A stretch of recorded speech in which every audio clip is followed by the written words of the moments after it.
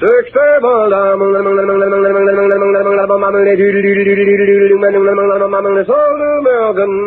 it's certainly true that when you smoke, you want smoothness, mildness, and deep down enjoyment.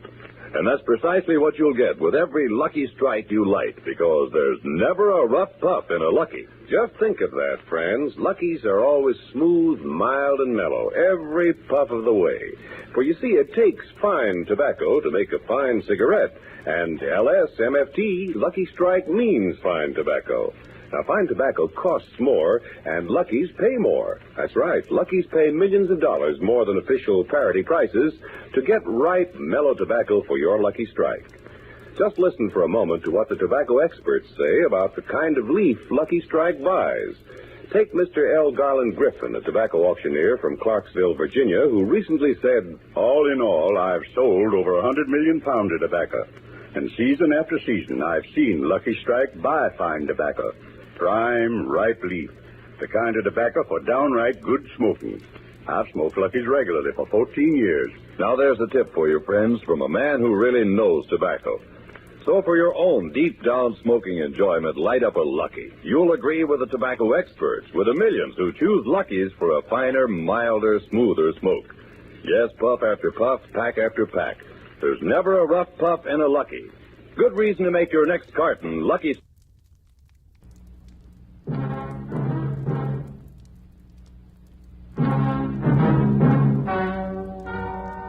Ladies and gentlemen, the story you are about to hear is true.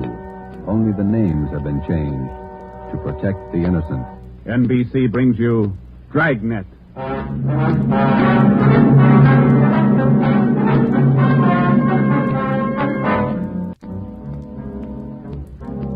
You're a detective sergeant. You're assigned to missing persons detail. You've never heard of Fountain Green, Utah. You've never heard of Juanita Lasky. Los Angeles is a big city. 452 square miles. 3,356,969 people. Your job, find her. Dragnet, the documented drama of an actual crime investigated and solved by the men who unrelentingly stand watch on the security of your home, your family, and your life. For the next 30 minutes, in cooperation with the Los Angeles Police Department, you will travel step by step on the side of the law through an actual case from official police files. From beginning to end, from crime to punishment, Dragnet is the story of your police force in action. It was Monday, December 12th. It was cold in Los Angeles. We were working the day watch out of missing persons detail. My partner's Ben Romero. The boss is Ed Backstrand, chief of detectives. My name's Friday. I was on my way back from lunch, and it was 12:47 p.m. when I got to room 67A. Missing persons detail. Where'd you eat? Federal Cafe. Good soup today. What kind? Corn chowder. It was real good. The place is jammed with Christmas shoppers. I had to wait. Haven't even started my shopping yet. You? I gotta pick up something for my mother. Prices are high. I'll send a lot of cards. Wait till you get married, Joe. Ever try to sell a Christmas card to a kid? They got to have something with wheels on it. Yeah, I guess you're right. Missing persons, Friday. Fountain Green, Utah, calling the Los Angeles Police Department. Bureau of Missing Persons. My party will speak with anyone in charge. This is missing persons, Sergeant Friday. Just a moment, please. Mrs. Lasky, ready with your call to Los Angeles. Hello? Hello? Hello? Here's your party. Go ahead, please. Operator? Yes, madam. Could you please give me the charges for this call? I'm using my neighbor's phone. All right, madam. Please signal when your call is completed. Oh, yes, I'll do that. Go ahead, please. Hello? Hello? Are you missing persons? Yes, ma'am. Sergeant Friday. This is Mrs. Hannah Lasky. I'm calling you from Fountain Green, Utah. Yes, ma'am. This is in regard to my daughter, Juanita Lasky. I haven't heard from her in well over a month, and I'm terribly worried. Where was she staying in Los Angeles, Ms. Lasky? At the Chelsea Hotel for Women. I have the address. 941 South Melrose Street. I can't understand it. Ever since Juanita's been away from home, she's written twice a week regularly. When's the last time you heard from her? The last letter I have is postmarked November 2nd. You know how it is, Sergeant. have no relatives in Los Angeles, and she's trying to find work down there, living all alone. I just don't know what to do. All right, Ms. Lasky. I'll take her description over the phone and make out a preliminary report. You'll have to send us a photograph of your daughter and a letter to the effect that you want us to trace her. I'll get the letter and the snapshot off today. Now, what's your daughter look like? What's her full name? Juanita Marie Lasky. Laskey. No E. All right. Her age, weight, and height. She was 26 last July 10th, 128 pounds, and about my height. Well, how tall are you, Ms. Lasky? 5 feet 7 inches. She has auburn hair. It's quite long, and her eyes are green. Okay, I got it. Any outstanding scars, birthmarks, anything that might help us identify her? But what's that? I say any outstanding scars, birthmarks, anything that might help us identify her. No. Juanita's a pretty girl. Nice disposition. Oh, that's about all, Sergeant. Where can we contact you, Ms. Lasky? 122 Brigham Young Street, Fountain Green, Utah. When you find Juanita, I wish you'd have her call me right away. I'll pay for the call. We'll do that, Ms. Lasky. What's your number up there? This is the neighbor's phone, but if they'll call me, it's Fountain Green 14R2. Yeah. You will try to find her as fast as you can. We'll go to work on it. Well, Juanita always comes home for the Christmas holidays. You think she's all right? I wouldn't worry about it, Ms. Lasky. We'll call you just as soon as we get any kind of a lead on her. Oh, thank you so much, Sergeant. And if there's any charge, I'll be glad to pay it. No charge. If your daughter's in Los Angeles, I think we can find her. Oh, if there's anything wrong, you'll let me know right away? Yes, ma'am. You're very kind. Goodbye. Bye. What you got, Joe? Some girl owes her mother a letter. Come on, Ben.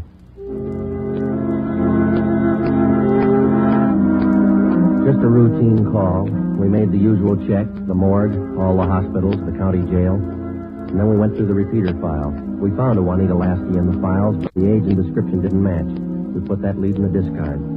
After the usual paperwork, the next step was to check her last known residence, the Chelsea Hotel for Women. Here it is, Joe. Chelsea Hotel. Yeah. 55 rooms, all outside. You're home away from home. Now let's go in.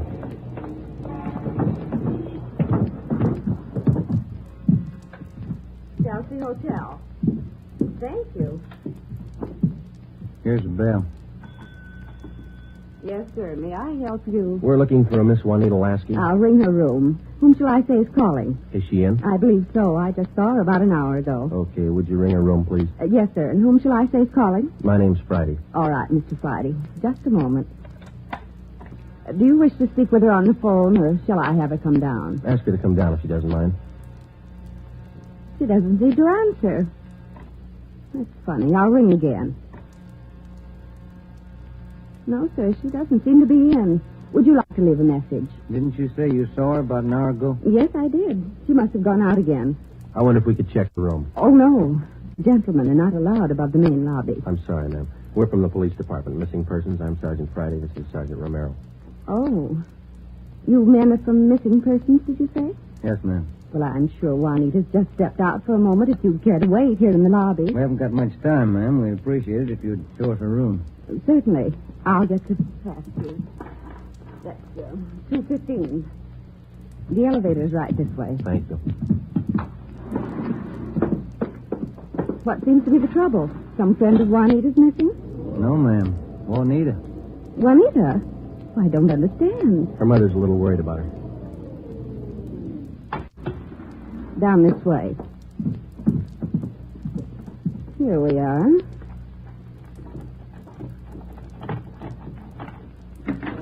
No wonder she didn't hear the phone. She's in the shower. Yes, ma'am. Would you rap on the bathroom door until we'd like to talk to her as soon as she's through? We'll wait out here in the hall. Certainly. Juanita? Juanita, there are two gentlemen here to see you. Juanita? Juanita? I'm coming in. It's Miss Waters. Sergeant? Yeah? There's no one in the shower. It's running, isn't it? Yes, and I see a robe and towel all laid out. We better take a look around. Turn off the shower, will you? Yeah. She must have left in a hurry. Say, here's a fresh change of clothing on the bed. Where's the closet, ma'am? This door? Yes, that's right. Closet full of clothes. There's a couple of pieces of luggage in there. This isn't like Juanita. funny, isn't it? You say you saw her about an hour ago. Yes, I did. Coming in or going out? Oh, coming in, I thought. You have room service here? Yes, we have a coffee shop downstairs. Uh-huh. The tray of food here on the table hasn't been touched. Coffee's still warm. Shut that radio off, will you, Ben? Yeah. Could she have gotten out of the building without you seeing her? No, we don't have a rear entrance. You sure you didn't see her go out the front door just before we got here? No, I did not. How about her mail? Has she been picking it up lately? I think so. We can check that down at the desk. Yeah, here's some letters. Postmarked Utah. Return address. Mrs. H. Lasky. Mother. Well, let me see that one, Ben. This is one of your telephone message forms? Let me see. Yes, that's right. Says long distance call operator 2, Fountain Green, Utah. According to this slip, this call was received at 1:25 today. May I see that, sir? Certainly. Anyway. Yes, that's Edna's writing. Mrs. Tollefson took that call. She relieves me for lunch. Well, do you know whether she returned this call? Well, if she did, there'll be a record down at the desk. Uh-huh. Now, you're positive that you saw Juanita Lasky an hour ago. Yes, I'm sure. Just about an hour ago. 5 feet 7, 128 pounds, green eyes, red hair. Red hair? Oh, no. Juanita's a blonde. Her mother told us that Juanita Lasky had red hair. Now, we weren't too surprised. A lot of women change the color of their hair. It would make identification a little more difficult, but not impossible. We checked down at the desk. Juanita Lasky had picked up all her mail, but she had not answered that long-distance phone call to Fountain Green. The next step was to question some of the people in the Chelsea Hotel who knew Juanita. We tried room 217. Yeah, oh, Gloria, these men are police officers. They want to ask you some questions. Oh, yes. Is it all right for them to... Yes, of course. This is an exception. Won't you come in? Thank you. What's your name, miss? Gloria Edgerton. You know Juanita Lasky? Yes, I know her. She has the room right next door to me. Have you seen her today? No, I haven't. I've been out doing my Christmas shopping. Why? We were trying to locate her, Miss Edgerton. Wasn't she in her room? I thought I heard her shower going. Yes, you did, but she wasn't in there. When was the last time you saw her? Last night at dinner. We always eat dinner together. Did she say anything that might lead you to believe that she was going anywhere today? No, she said she might do some Christmas shopping today, so I suggested she go with me, and she agreed. She said she'd let me know this morning. Did she? No, she didn't. I just assumed that maybe she was sleeping in, so I went on alone. Are you sure she hasn't just stepped out? We don't know. You're just going down to the corner. It's a little unusual to leave the shower running, the radio on, and let your lunch get cold. Did she do that? How long has Juanita had blonde hair? Well, ever since I've known her, about 6 months. We moved in here together. We work at the same place. Where's that, Miss Edgerton? At the Paget building. We're elevator operators. I see. Who's your immediate superior down there? Darlene Kemp. She's chief starter. Mm-hmm. You got that, Ben? Mm-hmm. She have many dates? No, not too many. Juanita likes to go steady. Who was her steady boyfriend? Paul Matthews. He works in the Paget building, too. He's in the dental lab for Dr. Welty. 6th floor. Well, is there anything else that you'd like to add that might help us find her? Well, are you sure she's lost? The Flaggett building is in the heart of downtown Los Angeles. It's a business and professional building. The cornerstone says erected in 1924, and it stands 12 stories high. The main entrance is on Hill Street. All right, Marion. Going up. Get back in the car, please. Are you Darlene Camp? Yes. Just a moment, please. Going up. All right, Dora. Can I help you? I'm Sergeant Friday, Police Department. This is Sergeant Romero. Yes, sir. Juanita Lasky work for you? Yes, she does. She's one of my operators. When's the last time you saw her? Anything wrong? No, we're just trying to locate her. You just missed her by 45 minutes. All right, Sylvia. She was in to pick up a check. Do you know where she cashes her check? Most of the girls cash them down at the bank on the corner. There's only one around here over on 8th. You say about 45 minutes ago? Yes, that's right. Thanks very much, Miss Camp. Come on, Ben. Going up. All right, Marion. Yeah, the bank's not far from here. Yeah, it is kind of funny, isn't it? What's that? Her room, the shower, the radio, that lunch. Sure pulled out in a hurry. What do you think? I don't know what to figure. It's a new one on me. She's alive, we know that. Well, she was 45 minutes ago, anyway. Christmas is here. Santa Claus in his chimney. Yeah. No. I beg your pardon, sir. That's all right. Merry Christmas. Same to you. Here we are, Joe. Guess we better check with the manager, huh? You the manager? I'm the assistant manager. Can I help you? Police department. Yes, sir. I'd like to find out if a check has been cashed here within the hour. Yes, sir. And what's the party's name? Lasky, Juanita, payroll check, Claggett building. Yes, sir. I know Miss Lasky. If you'll step behind the counter, I'll get the check. Thank you. If you'll just wait right here. Okay, thanks. Wonder why she stopped writing to her mother. It's a good question. When we find her, we'll ask her. Wonder if anything was wrong where she worked. No, it didn't seem to be. We'll check back there when we finish here. Yeah. That boyfriend, Paul Matthews, too. Yeah, well, here's our man. Yes, sir. Here's the canceled check. I okayed it. You sure it's the same girl? Blonde girl, elevator operator in the Claggett building. Was she alone? Oh, I think so. Did she appear normal?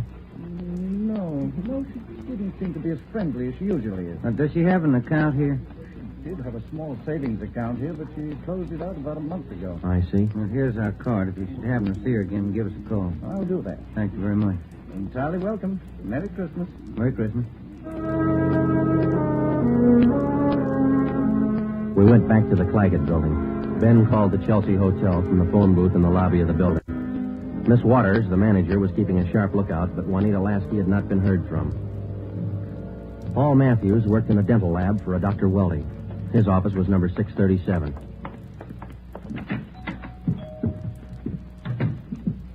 Yes, gentlemen, may I help you? We'd like to see Paul Matthews. I'm Paul Matthews. We're from Missing Persons Police Department. Sergeant Friday. I'm Sergeant Merrill. Yes, sir. Do you know a Juanita Lasky? Yes, sir. When's the last time you saw her? Saturday night, we went to a show. Is there something wrong? We're trying to locate her. Do you see a lot of each other? Yes, we do. I don't understand. Miss Lasky disappeared from the hotel a couple hours ago. Thought maybe you might know where she is. No, I don't. Today's a day off. Maybe she's out shopping. Has Juanita done anything wrong? No, it's just that her mother hasn't heard from her for quite some time. I can explain that. Juanita's an elevator operator here in the building. That's how I met her. They don't make much money, you know. Yeah. She was having a hard time making ends meet. She sends money home to her mother every month or so, and besides that, she's got to pay rent and buy clothes and eat. It's pretty rough. She seemed despondent over all this? No, I wouldn't say that, but she was kind of unhappy about not getting a raise. Do you have any outside job? No, sir, she didn't. What kind of a girl is she? What do you mean? Cheerful, good-natured? Oh, sure. Fine girl. We get along swell. I still don't get it. Well, maybe there's nothing to it. Just a routine check. I hope she's all right. When did all this come up? A couple of hours ago. We might have to check back with you. If I can help. Okay. Thanks for the information. Here's our card. If you hear from her, well, give us a ring. You don't suppose anything's happened to her? That's what we're trying to find out. Goodbye, Miss Matthews.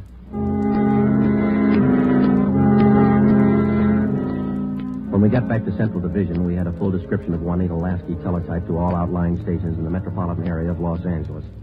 We also put out an APB. We double-checked the repeater file and the wanderer file. We made out a full report on our findings to date. During the next 8 days, we located a missing husband for a wife in Memphis, Tennessee. We picked up a runaway boy missing from his home in Reno, Nevada, and a 79-year-old veteran of the Spanish-American War who left his home in Bakersfield, California because he didn't like his daughter-in-law's cooking. But Juanita Lasky was still a mystery. For 8 days, we checked and rechecked all her known friends and habits. We went back over the course a dozen times, but no trace. It was almost as if she had ceased to exist that day in the Chelsea Hotel. The letter and photograph from her mother had arrived, and we circulated it to cities all over the country. Her mother wrote that during the war, Juanita was a whack corporal. We put a tracer through to the War Department. That way, we'd have another photo and a full set of fingerprints. Well, where do you want to start today? I'll get it. Missing persons, Friday. Joe, this is Spencer over in the morgue. Yeah, Archie. You still looking for that girl? What's her name? Ramona Lasky? Juanita, yeah. Just had one brought in. Looks like your girl to me. The city morgue is located in the basement of the Hall of Justice on West Temple Street, across the street from the city hall. A lot of missing persons cases end right here. Archie Spencer met us at the door. Hi, Joe. How's the wife been? Oh, fine, Archie. Over here, Joe. Cooler 23. Give me a hand, huh? You bet. That's her, isn't it? When's she going to be posted? As soon as your fingerprint man gets here. That's Ramona Lasky, isn't it? Juanita. Juanita, I mean. No. No, that's not her, Archie. You sure? Yeah. Oh, I was almost positive. Sure looks like this picture in your bulletin. Yeah, she looks a lot like the picture, but it's not Juanita Lasky. 5'7", green eyes, blonde hair, about 130. How close can you get? And look at the face. You sure that's not her? Yeah, I'm sure. Look at her hair, the roots. Yeah. They're blonde all the way down. They ought to be dark. Our girls are bleached blonde. Yeah, I see what you mean. Look at her right hand, index and middle fingers. Heavy nicotine stains. Our girl didn't smoke, Archie. Yeah, I see what you mean. Yeah, guess I was wrong. That's not Ramona. Juanita. Come on, Ben.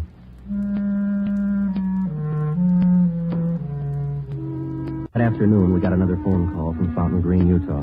Juanita Lasky's mother. We told her we hadn't found any trace of her daughter. It was a hard job. We had to answer calls like this before, but maybe it was just the season of the year. Somehow, we felt that we had to find Juanita Lasky by Christmas. We covered every angle we could think of. We kept close watch on all incoming reports. We stayed in close contact with her friends and Miss Waters at the Chelsea Hotel.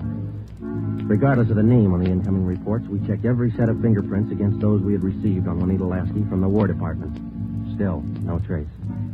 December 23rd, we checked in for work at 8:30 a.m. Chief Ed Backstrand wanted to see us. Got a little something on the Lasky girl. Might help you. What is it, Gavin? Man by the name of Willard Harris. Owns a bar out in Pomona. Phoned in this morning. Yeah? Found a woman's handbag left in the bar. Driver's license made out to Juanita Lasky. Why'd you think to call that? He's got a television set in his bar. Saw the Lasky girl's picture on Sergeant Rosenquist's broadcast last night. How about the girl? Says he can't place her. You better hop out and pick up that purse. Willard Harris owned the Mission Trail Bar. It was in the bus terminal in the heart of Pomona. The Christmas traffic was heavy all the way out Garvey Boulevard. It was 10:45 when we pulled up in front of the bar. Willard Harris was inside taking a liquor inventory when we walked in. How do you do? You Mr. Harris? Yeah, that's right. You fellas with General Liquors? Los Angeles Police Department. My name's Friday. This is Sergeant Romero. Oh, say. Glad to know you boys. Yeah, I called Los Angeles this morning. We came right out. Say, how about a little eye-opener?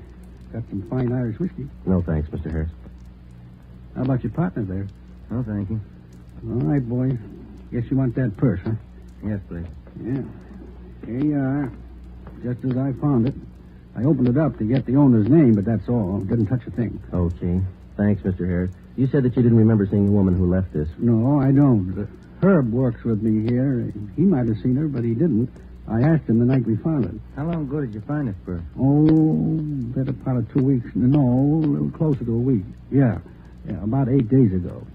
I usually hold something like this for 30 days. That's the law, you know. Yeah. But I saw that fellow on the television on that missing persons program. That's how come I called you, boy. Well, thanks very much, Mr. Harris. That's all, boys. It's cold out this morning. Sure you don't want a little, Nick? No, thanks, Mr. Harris. Goodbye.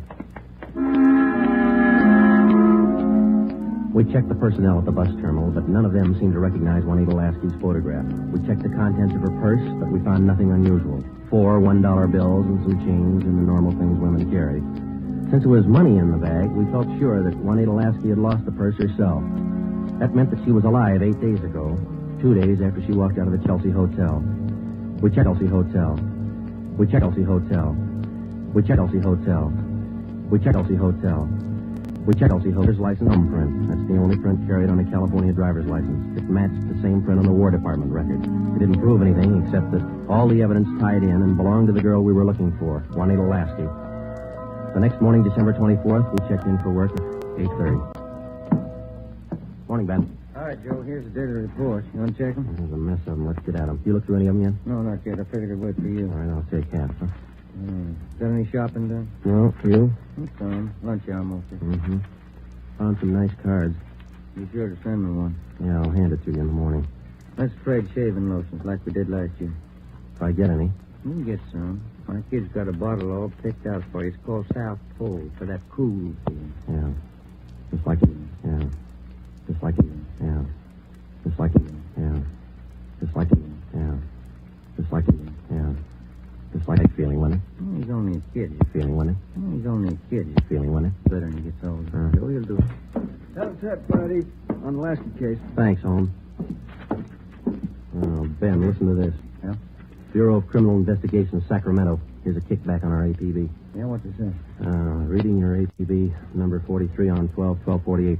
Our records disclose that Juanita Lasky applied for a position of civilian clerk at Marchfield, California, U.S. Army Air Base, using alias Gene Davis. How about the fingerprint classification? Yeah, let me find out. Yeah, FPC. Key 19, primary 32/32, inner over outer, final 15/17. Prints check out. That's our girl, Joe. The Sacramento report stated that Gene Davis had applied for government work at Marchfield, California. Well, a couple of things dropped into place. Her purse had been found in Pomona. That's right on the main highway from Los Angeles to Riverside. And the application for a job at the Army Air Base a few miles beyond Riverside.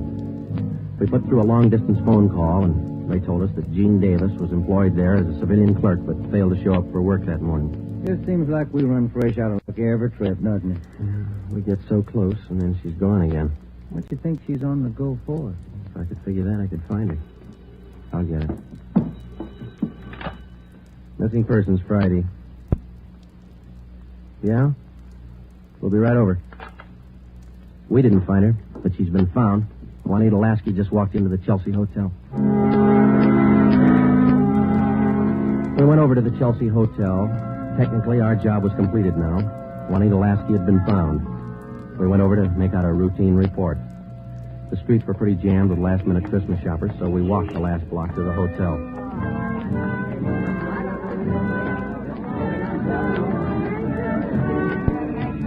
What's your guess, Joe? Let's ask her. Come on, let's go in.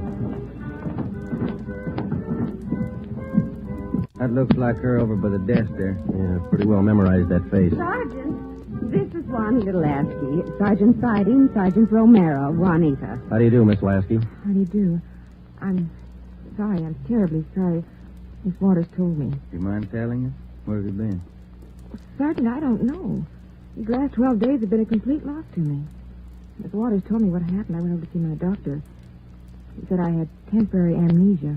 I have to have treatment. I see. What's your doctor's name, Miss Lasky? Dr. Rudner over on Crenshaw. Well, we're glad you're okay. Kind of had us going there for a while. Oh, I'm sorry. Can I use your phone, Miss Waters? Oh, certainly. Help yourself. Thank you.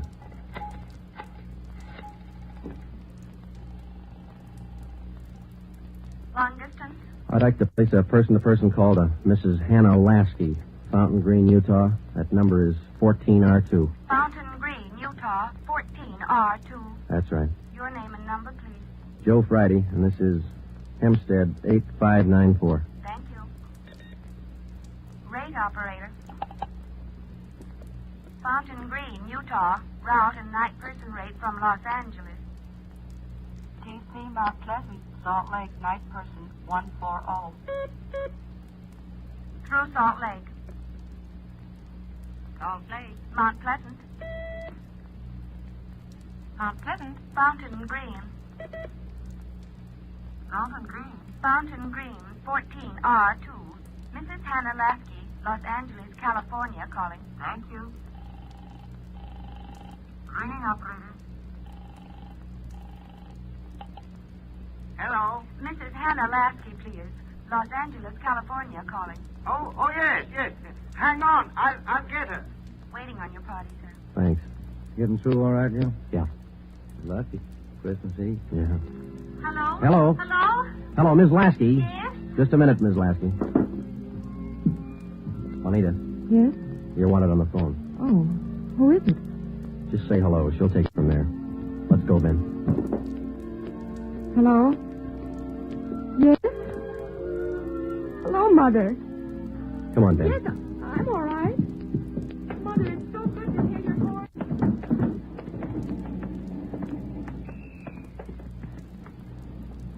See you tomorrow, Joe. Merry Christmas.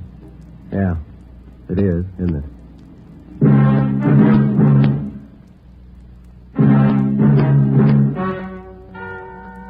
The story you have just heard is true.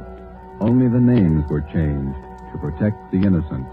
Upon further examination by competent medical authorities, Juanita Lasky was found to be suffering from periodic spells of amnesia. She was given treatment, and a complete cure was effected.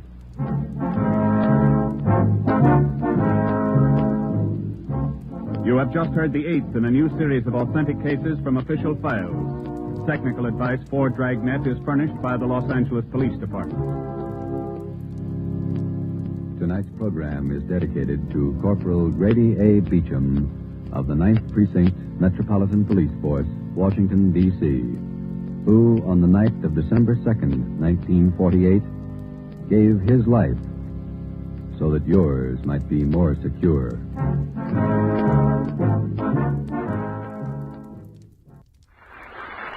Now, in November, come the longer evenings when folks drop in to play bridge or stop for a snack after the movies. So keep the refrigerator stocked with Kraft's famous cheese food, Velveeta, to spread or slice for swell toasted sandwiches. Velveeta's a natural for late evening snacks, you know, because it's digestible as milk itself. And these days, you really ought to be buying rich golden Velveeta in the 2-pound size, so you'll have plenty for snacks and also to melt for economical meatless main dishes. Remember, smooth melting Velveeta helps supply the protein you expect from a main dish, but the price is low. Tomorrow, get Kraft's famous Velveeta.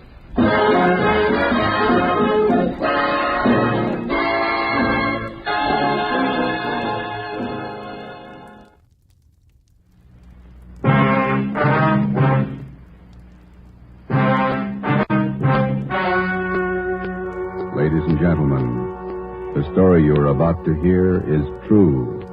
Only the names have been changed to protect the innocent.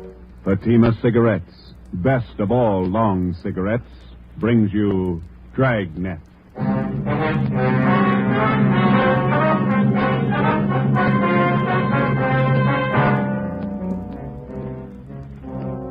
You're a detective sergeant. You're assigned to Narcotics Bureau. A vicious criminal has resumed operations in your city. His profession, dealer in narcotics. You know his name. You know he's guilty. Your job, prove it. If you want a long cigarette, smoke the best of all long cigarettes. Smoke Fatima. Fatima is the long cigarette which contains the finest Turkish and domestic tobaccos superbly blended to make Fatima extra mild. And that's why Fatima has a much different, much better flavor and aroma than any other long cigarette. That's why Fatima has more than doubled its smokers, coast to coast. So, if you want a long cigarette, smoke the best of all long cigarettes. Smoke Fatima. Dragnet, the documented drama of an actual crime. For the next 30 minutes, in cooperation with the Los Angeles Police Department, you will travel step by step on the side of the law through an actual case from official police files. From beginning to end, from crime to punishment, Dragnet is the story of your police force in action. It was Thursday, January 21st. It was cold in Los Angeles. We were working the night watch out of Narcotics Bureau.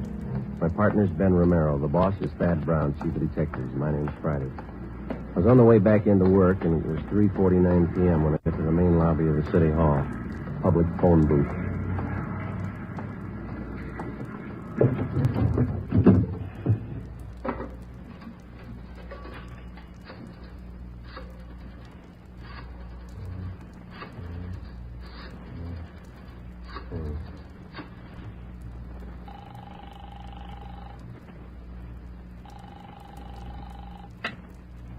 Hello? Oh, Ma, this is Joe. Joseph, you said you were going to be home at 4 o'clock. Oh, I couldn't help it, Ma. They changed the schedule. I got my stuff all right. Thanks for packing it. I put your socks and your clean T-shirts on the bed. Did you put them in your bag? Yeah, I got them. Got them off the clothesline right after you called. They weren't quite dry, or I would have packed them for you. I got them all right. Listen, Ma, I'll call you whenever I get the chance. Now, don't worry. How long are you going to be gone? I haven't any idea. Maybe a month. All depends. How can I get in touch with you? You can't. Call Ben. He'll get the message to me somehow. Where is it you're going, Joseph? Well, I'm not going anyplace, Ma. I'll be right here in the city, but I just won't be able to come home for a little while. It's a special job. Oh, like the last time? Yeah. Well, you be careful now. Watch what you order when you're eating out in those awful restaurants. Yes. And get your rest. Yes, you ma'am. need plenty of rest. Yeah, okay, Ma. I'll be all right. I was shopping today. I bought a nice loin roast for dinner tomorrow night. Now, you won't be here. Well, why don't you invite the neighbors over? The Newtons? That'll be good company for you. Maybe I'll ask your Aunt Elizabeth over. Yeah. Now, don't worry. If you want to get in touch with me, you deliver the message to Ben, okay? Yes. All right. you doing? It's going to be dangerous? Oh, it's just another job, Ma. It'll work out. I'll call you when I can. All right, Joseph. And be careful now. Take care of yourself. Yeah, you too. Goodbye, Ma. Joseph. Bye.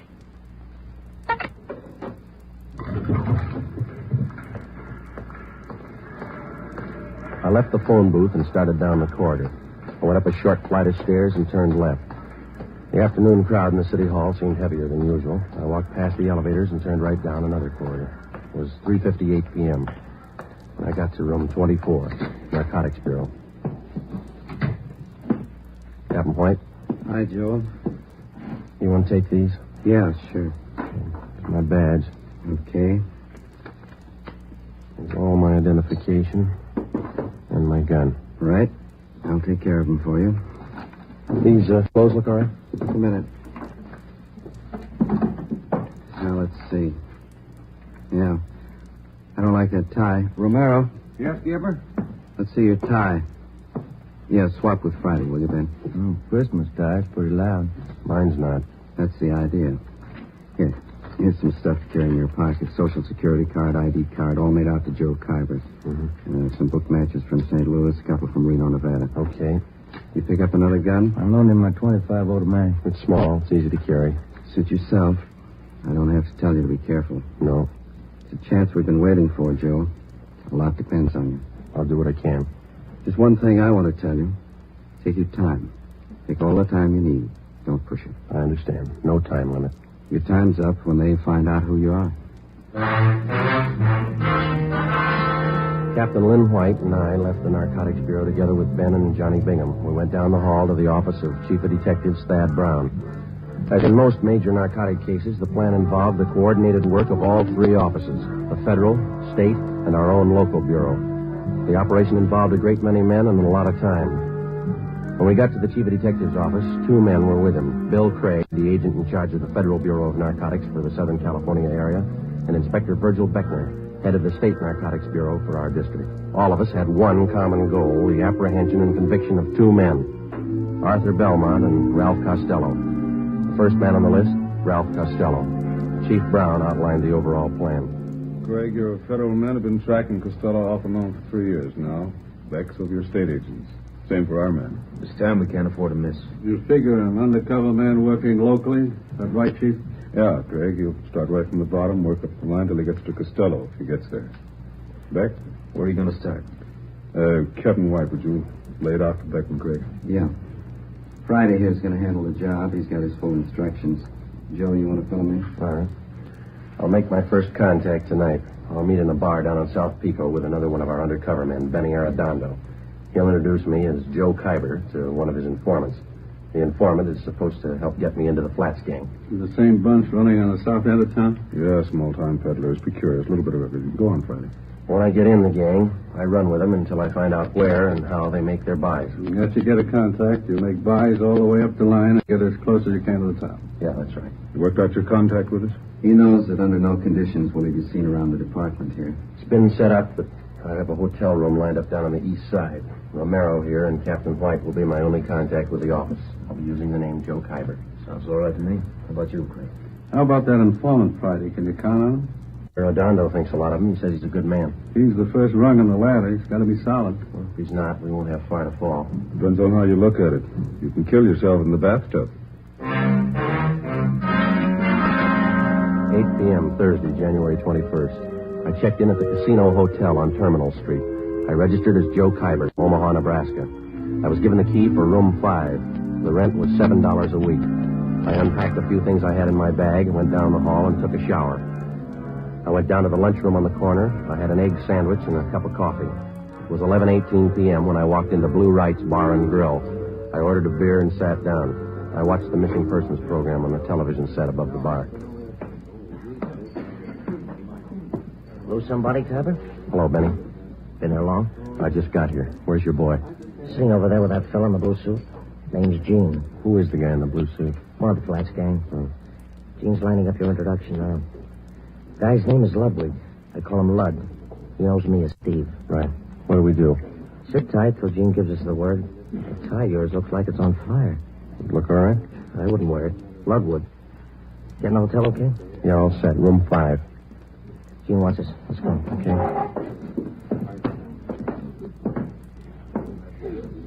Hi, Steve. So your boy got here? Yeah. Gene, meet Joe Kyber. Hi. This is Lud. Joe Kyber? Lud. Sit down. You like to fight, Kyber? Yeah. I got nothing out here in that line. I used to go to the garden when I was east. I got some fine cards at the Legion. Where? Hollywood Legion, Friday night. Some classy-looking fighters out there. Where's that? Out in Hollywood. Nice little stadium. I'd like to go with you sometime. Tomorrow? I got a date. Maybe next week. Bring her along. A lot of women go. Not this one. Okay. Hey, you guys hungry? I could eat. Yeah. Joe? Sure. How about here? Nobody eats here. That steam table over there. The stuff smells pretty good. So does garbage if the wind's blowing the other way. Let's get a fresh dip sandwich, huh? How about Galbraith? Who wants to tell him? Okay. How about you guys? Sure. Let's go. All right. You from the east, Kyber? Omaha, Memphis, all around. Yeah. You don't talk very much. You do. You talk tough. Are you tough? Sometimes. This place we're going to go eat, sometimes the meat's tough, too. Yeah? Just like a piece of tough meat, you can always cut it down to size. The following week at the fights, I met some of the other members of the Flats gang. They were a typical group of hoodlums. Unlike fiction writers have portrayed them, generally gangs of this type do not operate under a gang leader. Each member considers himself the best of the lot. For all practical purposes, they didn't need a leader. But as in any group, some men are more dominant than others. Lud was one of these. Because of his tough manner, I observed that the gang members placed confidence in Lud. It was then that I decided that I had to be tougher than he was if the gang was going to accept me. 5 weeks went by. March 7th. There was still no mention by any of them that they were either using or dealing in narcotics. Come on in, Kyber. Sit down. Lud? Kyber, meet Jerry Phil. Bye. I picked up the tickets for the basketball game tonight. Good seats? Yeah, they look okay. Got an extra, Dokie? Maybe I'd tag along. Yeah, we got 4. You look kind of sad, Captain. He always looks that way. First he was tough, now he's sad. Oh, you and that mouth. You know it all, don't you? No offense, you look a little low. I don't know about you, Kyber, but I'm a little under par. I'm going to have myself a pop. You interested? No, I don't use it. Why don't you try it? You might get a kick out of it. I have. It's all right going up, but it's nothing coming down. That's where you make a mistake. Stay up. Don't come down. Hello. You heard what he said, Jerry. You don't like it. How does he know? He never stayed up long enough. Take your pop and shut up. You talk about Kyber trying to be tough. You think you're the big wheel around here. That's enough. You ought to quit giving orders, Lud. You know better than the rest. Look, little man, knock off that kind of talk and keep us both happy. Sure. The boss, man. You know, I got one positive way to shut you up. Why don't you two quit? This concerns me and Phil. You keep your mouth shut. Well, don't get mad at me. I only wanted to save an argument. Can it, I said. Now, look, big mouth, you can push Phil around, but not me. Now you're playing the tough guy again, ain't you? Why don't you go over there and sit down, huh? You set me down, punk. All right, now listen to me, both of you. I'm tired of being talked down to like a junior member of the firm. You either treat me equal or leave me alone. You understand? You had it coming, Lud. Yeah. I'll put that bottle down, Lud. Where'd you get that gun? You carry that thing right along? Right along. Put it down, Lud. Okay. I'm long on memory, Kyber. Remember that. Yeah, and I'm real short on patience with you. Well, I still ain't had my pop. Better hurry. I don't want to miss the game. You got good seats, eh, Kyber? They're not too low. I can't see nothing if they're too low. Don't worry. You'll be high enough. 2 months went by. By playing the tough guy, I gained a great deal of prestige in the eyes of the other gang members. Jerry Fell made sure that all the members heard about that episode up in Lud's room. Dealers and users of narcotics rarely carry guns. The members of the Flats gang were small-time peddlers and users. They're referred to as mules or small fry. When they found that I carried a gun at all times, they were impressed. They considered me one of them. Since the very beginning of my undercover work, I met weekly with Ben Romero and Captain Lynn White of the Narcotics Bureau. I would be picked up at a different location each time, making sure that I wasn't followed, and we would remain in the car and drive around in a remote section of the city discussing my progress with the gang. During this first 3-month period, under the pretext that I had clients to furnish, I made 2 small narcotics buys, one for $13 and one for $8. As soon as the purchases were made, I would mark them for identification, contact Ben, and then turn the narcotics over to him to be booked as evidence by the property clerk at Central Division. Another month went by. Thursday, June 5th, 11 p.m. We had just returned from the midget auto races, and we were sitting around in Lud's room. You mentioned something out at the races, Carver. Now what's on your mind? I told you, Lud, I need a half a dozen caps right away. I got people putting the bite on me. Old customers. How old can they be? You only been out here 5 months, remember? When they're hooked, they get to be old customers in a month. I fixed up 2 buys with Morse for you. Tony says he can't handle anymore. Hasn't got enough around. You got on board late, you know. All of us are ahead of you. Tony can get more. Who's his source? A couple of guys. I know them. How about an office to one of them? You deal with Tony. He said he hasn't got enough. That's right, I did. Okay. How much do you want? They're your customers. What's it worth? They'll pay.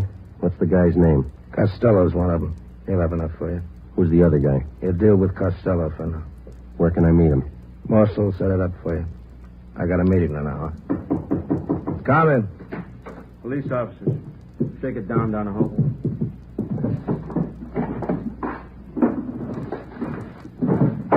What's the trouble?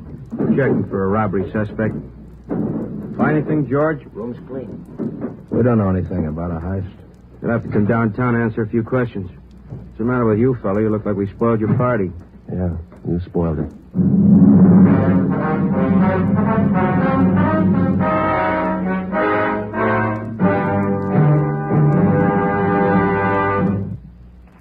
You are listening to Dragnet, authentic stories of your police force in action.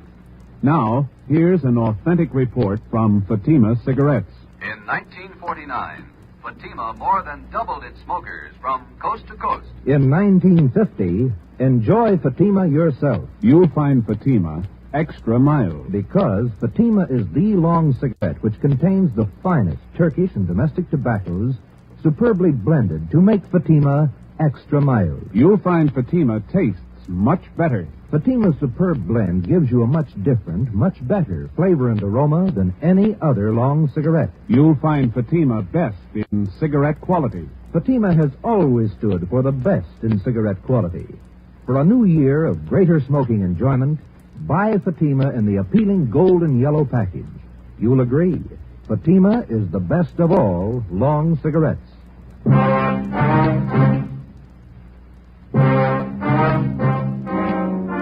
The chance of my being picked up while working on an undercover assignment was one which all of us had considered. Since only a handful of men out of some 5,000 working police officers in the department knew anything about our narcotics investigation, we knew that such an occurrence was not impossible. It's one of the chances we had to take. In this instance, we lost, and the critical meeting with one of the men we were after was forestalled. How long our detention at police headquarters would delay my meeting with Ralph Costello was anybody's guess. Could mean weeks or maybe months. I was booked on suspicion of 211 PC robbery. So was Ludd. The next afternoon, I was taken from cell block 10D2 to the interrogation room. Come on in and sit down, Carver. How are you, Friday? There's a tight squeeze. The booking number's been canceled, Joe. Prince been stopped. Those 2 men from robbery who pulled me in, Wynn and Donahoe. I thought I was in trouble for a minute. They had no idea you were in that room. Once they got up there, they had to follow through. Well, they played it right. They remembered their etiquette. If either one of them had said hello before you did, you might have been in big trouble. Well, I'm in big trouble anyway. I had a meet all set with Costello. Almost set, anyway. It's just a case of bad timing in that pickup, huh? Well, if they'd have got there 2 hours later, it might have been different. Well, how do you stand now? How close are you to Costello? Well, I need some more money. I got to pay off Ludd. He'll take you to Costello if you pay the right price? Yeah. Ludd's working through Morse. You know about him. Remember, Friday, if there's any questions when you get back to that gang, you were booked for CCW. You're out on bail. Yeah. I got you another gun, Joe. 32 automatic. Okay? Yeah, thanks. I couldn't go back with the same one. What about the federal and state men? How are they doing? Pretty good. Federal men picked up Costello in Fresno. He was connected with the sale of 6 cans of H. Mm-hmm. That much heroin up there. No wonder Ludd can afford to hold me up. He knows there's a shortage down here. Case isn't too strong against him. When it looked definite that we had him, they were going to call you off. He's out on bail. Costello's back down here now. Yeah. Seems like we get our hands on the guy, but we can't hold him. Narcotics in their possession or under their control. That's what the book says. That's the way we got to get him. We'll get him that way. It's up to you now, Friday. Stay with it and keep your chin covered. If you need anything, Joe, call. Your mother's been over at the house for dinner a few times. She's okay. Thanks. Tell her I'm all right, will you? Sure. She worries a lot about you, Joe. Anything happened to you, just about kill her. That makes 2 of us. I'll see you. Before I left the city hall, Captain White drew out some more money from the Secret Service Fund. This fund is for the sole purpose of undercover work. This latest amount was for the narcotics buy that I hoped to make with Ralph Costello. An hour before I left, Ludd was released on a writ that he had arranged for. Saturday, June 7th, 9 a.m. I checked back into my room at the Casino Hotel. During the 3 weeks that followed, I kept asking Ludd to arrange a meeting for me with Tony Morse, the next man on the ladder, on the way up to Costello. Ludd kept stalling me. Another week went by. Captain Lynn White, Ben, and I held our regular weekly meetings. On July 6th, Ludd told me that a meeting with Morse had finally been arranged for 8 p.m. that night. I called Ben and told him I'd meet him and the captain immediately after I talked with Morse. At 8 p.m., following the instructions Ludd had given me, I was in the downstairs waiting room at the subway terminal at 5th and Hill. I was told to wait for the apple vending machine.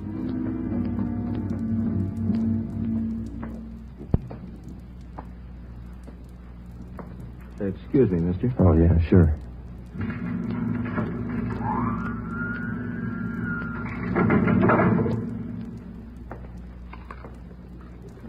Kyber? Yeah. You Morse? That's right. Want an apple? No, thanks. Well, sit down. All right. Now, what'd you have in mind? I got a couple of $100 to spend. Can you handle it? Who sent you? You know who sent me. Sure I do. I just want to hear you say it. Ludd. We can handle it. What'd you have in mind? I said $200 worth. That's 40 caps. We got it. None of that Mexican junk. I want European stuff. You bought before. You'll take what we got. That last buy I made through Ludd, the junk was cut to nothing. Can only use so much milk and sugar, you know. By the time it got to you, it was probably cut pretty thin. So was the price you paid for it. I'm not looking for bargains. I push to good people. I want good stuff. You'll do better this time. You're not dealing with Ludd. Sure, we cut it. No more than anybody else. Not as much as Ludd. When can I get it? You got some sick people? Couple. Have it for you in an hour. Where's the meat? Got a watch? Yeah. What time you got? 12 minutes after 8. Add a minute. Make it 13 after. Okay. An hour from now. 9:13. Meet Ludd at Macy and Brooklyn on the corner. He'll tell you what to do. Will Ludd have it? Meet Ludd at 9:13. See you later, Kyber. Oh, wait a minute. How do I know you're leveling? How do we know you are? I went out the front of the subway terminal building. I took a cab down to 7th and Main. I got off and walked into Pop Sherman's bar. I called the office and set up a meeting with Ben and the captain. I ordered a beer, paid for it, left my change in the bar, asked the bartender to watch it, told him I'd be right back. I went out the back way, crossed the alley, and got down to Los Angeles Street. I walked up to 9th and picked up a cab to take me to Fulton and Covina Avenue. I got out and walked 2 blocks. It was 8:41. Yeah? Hi. You meet Morse? Yeah. Sure nobody tailed you? I took all the precautions. What's the setup? I'm not sure, and I don't have much time. I'm going to make the buy tonight. When? 9:13. You don't have much time. Kind of rushing it, aren't you? Well, I figured I'd better play along. Who's the meet with? Morse told me to meet Ludd at Macy and Brooklyn. Said that he'd carry it from there. Costello in on it? I don't know. You got it all. All right. We'll start picking up the Flats gang. Everyone but Ludd. What do you think? Well, the way I got it figured, Morse is Costello's runner. He checked me out, and as far as I could tell, he thinks I'm okay. Yeah. I got a hunch Ludd's going to take me to either Morse again or Costello or possibly both. I don't know where the actual meet's going to be. That means a tail job. We'll have to pick you up at Macy and Brooklyn and stick with you until after Ludd leaves, if he does, and follow through with you. Figure it wide, Skipper. Don't worry, I know we're close. What time you got, Romero? 10 minutes to 9. Turn down the next block. Right. Pull up here, Ben. Here you go, Friday. Keep your chin covered. Yeah. Hey. Hello, Phil. Friends of yours in the car? Why? I know them. They ain't friends of mine. I didn't say I knew him. I don't know the guy driving, but the other guy, I seen him lots. Just about 4 weeks ago, we all seen him, huh? That fuzz, white, narcotics man. Oh, yeah. Well, they've been riding me since they picked me up with a gun. Won't do, cop. Narcotics man ain't got nothing on you. That was robbery, remember? They got a make on me from Nebraska. They've been on me ever since I got here. That figures. You're one of them. All right, look, Jerry. I'll argue with you later. I'm in a hurry. I got to meet Ludd. I tag along. I want to see Ludd, too. You going to spill to Ludd about what you think? Maybe. I figure I owe it to him. I known him a lot longer than you. I know he ain't no cop. And you're sure that I am? I know you are. Let's see what Ludd thinks. Yeah. All right, come on. On your feet. I looked at my watch. It was 2 minutes to 9. In 15 minutes, I had to meet Ludd. I had to hit Jerry Fell. I couldn't take the chance of him getting to Ludd before I did. I couldn't leave him. I couldn't take him with me. I pulled him to his feet and half dragged and half carried him 2 blocks before I spotted a patrolman. Hey, officer! Officer, over here! Yeah, what's the trouble? I'm Friday, Central Narcotics. Yeah. Take this man and get him downtown. Contact Chief Brown. He'll identify me. Serial number 2288. Friday. Narcotics. The suspect's name here is Jerry Fell. You got it? Yeah, you got some kind of identification? No, I haven't. Not a thing. This is special duty. I'm sorry, I don't know you. Have to hold you till I call in. All right, but hurry, huh? Call box right here.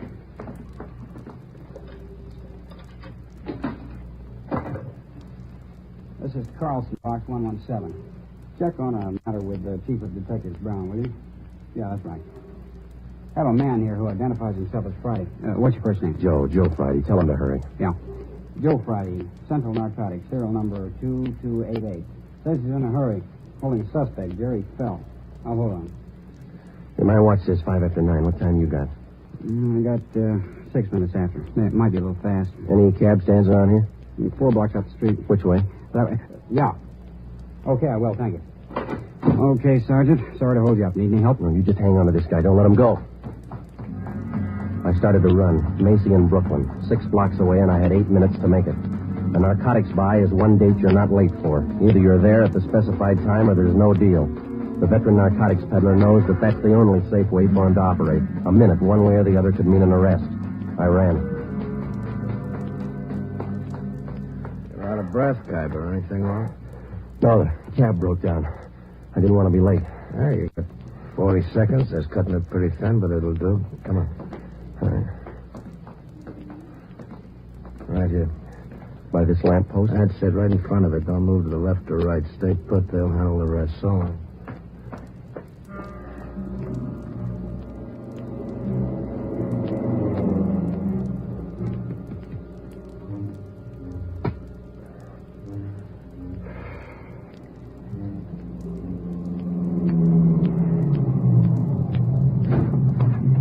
Get in, Kyber.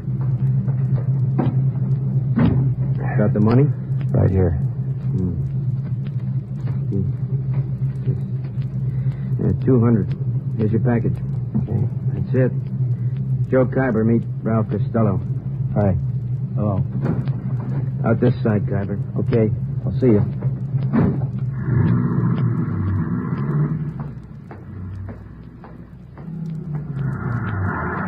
Did you make the buy Friday? Yeah, take him. All right, Joe. Ben, thought you were with the captain. They don't need me. That intersection's blocked off up there. They're pulling them over right now. See? Yeah. They got him. Costello in the car? Yeah. Well, that's half of the team. Now what? We go after the big man, Arthur Belmont. Took us 7 months and 4 days to get to Costello. Lots of time. Yeah. Always seems to work out that way, doesn't it? What's that? They always run out of time before we do.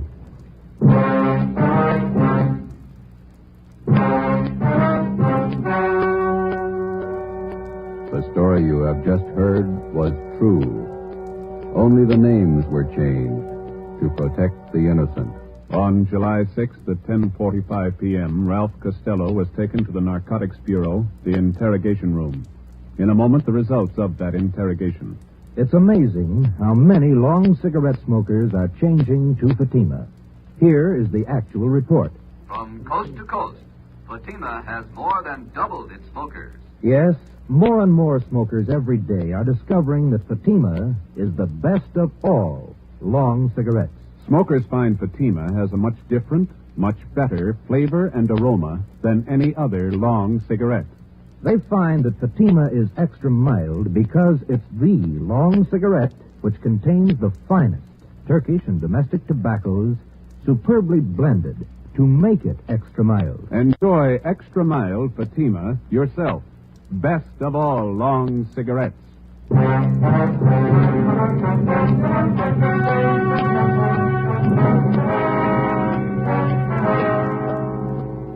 With the promise of the United States District Attorney that his prison terms for the possession and sale of narcotics would run concurrently rather than consecutively, Ralph Costello agreed to furnish us vital information concerning the number one narcotics dealer on the Pacific Coast, Arthur Belmont.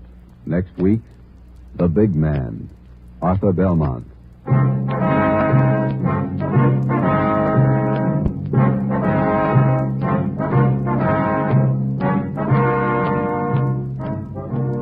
You have just heard Dragnet, a new series of authentic cases from official files.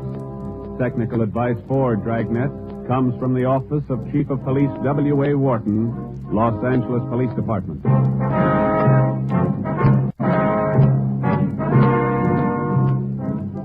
Fatima Cigarettes, best of all long cigarettes, has brought you Dragnet from Los Angeles. Hear Mr. and Mrs. Ronald Coleman in the Halls of Ivy, tomorrow evening on NBC.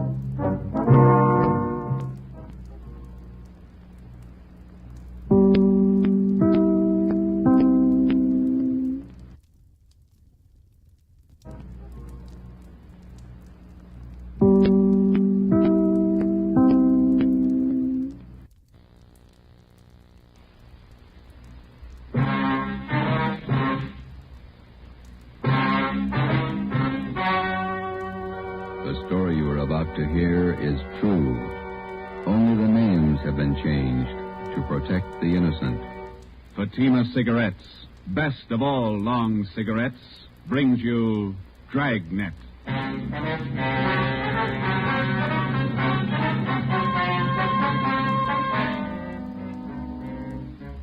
You're a detective sergeant. You're assigned to Narcotics Bureau. For 7 months, you've been working with federal and state agents in breaking a narcotics ring. You've apprehended the small fry. Next in the line, the big man. Your job, get him. If you want a long cigarette, smoke the best of all long cigarettes. Smoke Fatima. Fatima is the long cigarette which contains the finest Turkish and domestic tobaccos superbly blended to make Fatima extra mild. And that's why Fatima has a much different, much better flavor and aroma than any other long cigarette. That's why Fatima has more than doubled its smokers coast to coast. So, if you want a long cigarette, smoke the best of all long cigarettes. Smoke Fatima. Dragnet, the documented drama of an actual crime. For the next 30 minutes, in cooperation with the Los Angeles Police Department, you will travel step by step on the side of the law through an actual case from official police files. From beginning to end, from crime to punishment, Dragnet is the story of your police force in action. It was Wednesday, July 9th. It was warm in Los Angeles. We were working the night watch out of Narcotics Bureau. My partner's Ben Romero. The boss is Thad Brown, Chief of Detectives. My name's Friday. I was on the way into work, and it was 3:58 p.m. when I got to room 24, Narcotics Bureau. Hi, Joe. Feel better? Oh, not quite as tired, Ben. That Costello thing was a long haul. Narcotics Romero. Okay, Bigham. I'll tell him. Meeting's in 5 minutes. Chief Brown's over. Okay, I want to pick up my stuff from the captain first. Hi, Skipper. Come on in. You look a little better, Friday. Get some rest? Yeah, and a couple of good meals. That's the trouble with the Flats gang. They never know where to eat. Sit down, Joe. I want to talk to you. We got a couple of minutes before the meeting. You'll probably be getting this all up and down the line from here in. Just want to let you know that we think you and all the men in the operation did a fine job. My part wasn't much. You did more than I did. Oh, we all worked, but you had the dirty end of it. Good job. Here's your equipment. You'll need it now. Oh, yeah, thanks. Badge, your ID card, your gun. 6 shells, that's all of it, huh? Mm-hmm. That's it, thank you. You're back at it. Yep. Here's one for you. Look at this. What's that you got? Mug shot of a girl picked up in a narcotics raid last night. Oh, pretty girl. Long blonde hair, beautiful eye. She looks young. High school girl? She was when that picture was taken, 1947. She was 16. Here, look at this one. Yeah. Same girl. Yeah. That's the way she looked at 11:30 last night when we picked her up. She looks 50. 19 years old. 3 years on heroin. She might as well be dead. She is. 8 o'clock this morning. Let's go. It's time for the meeting. You just looked at the best reason I know of for getting Belmont. She get her stuff from Belmont? Costello was pushing to her. He got his stuff from Belmont, the old one. Romero, let's go. Right with you. Anybody brief you on the Costello interview, Joe? No, not yet. Chief Brown will fill you in. Here we are.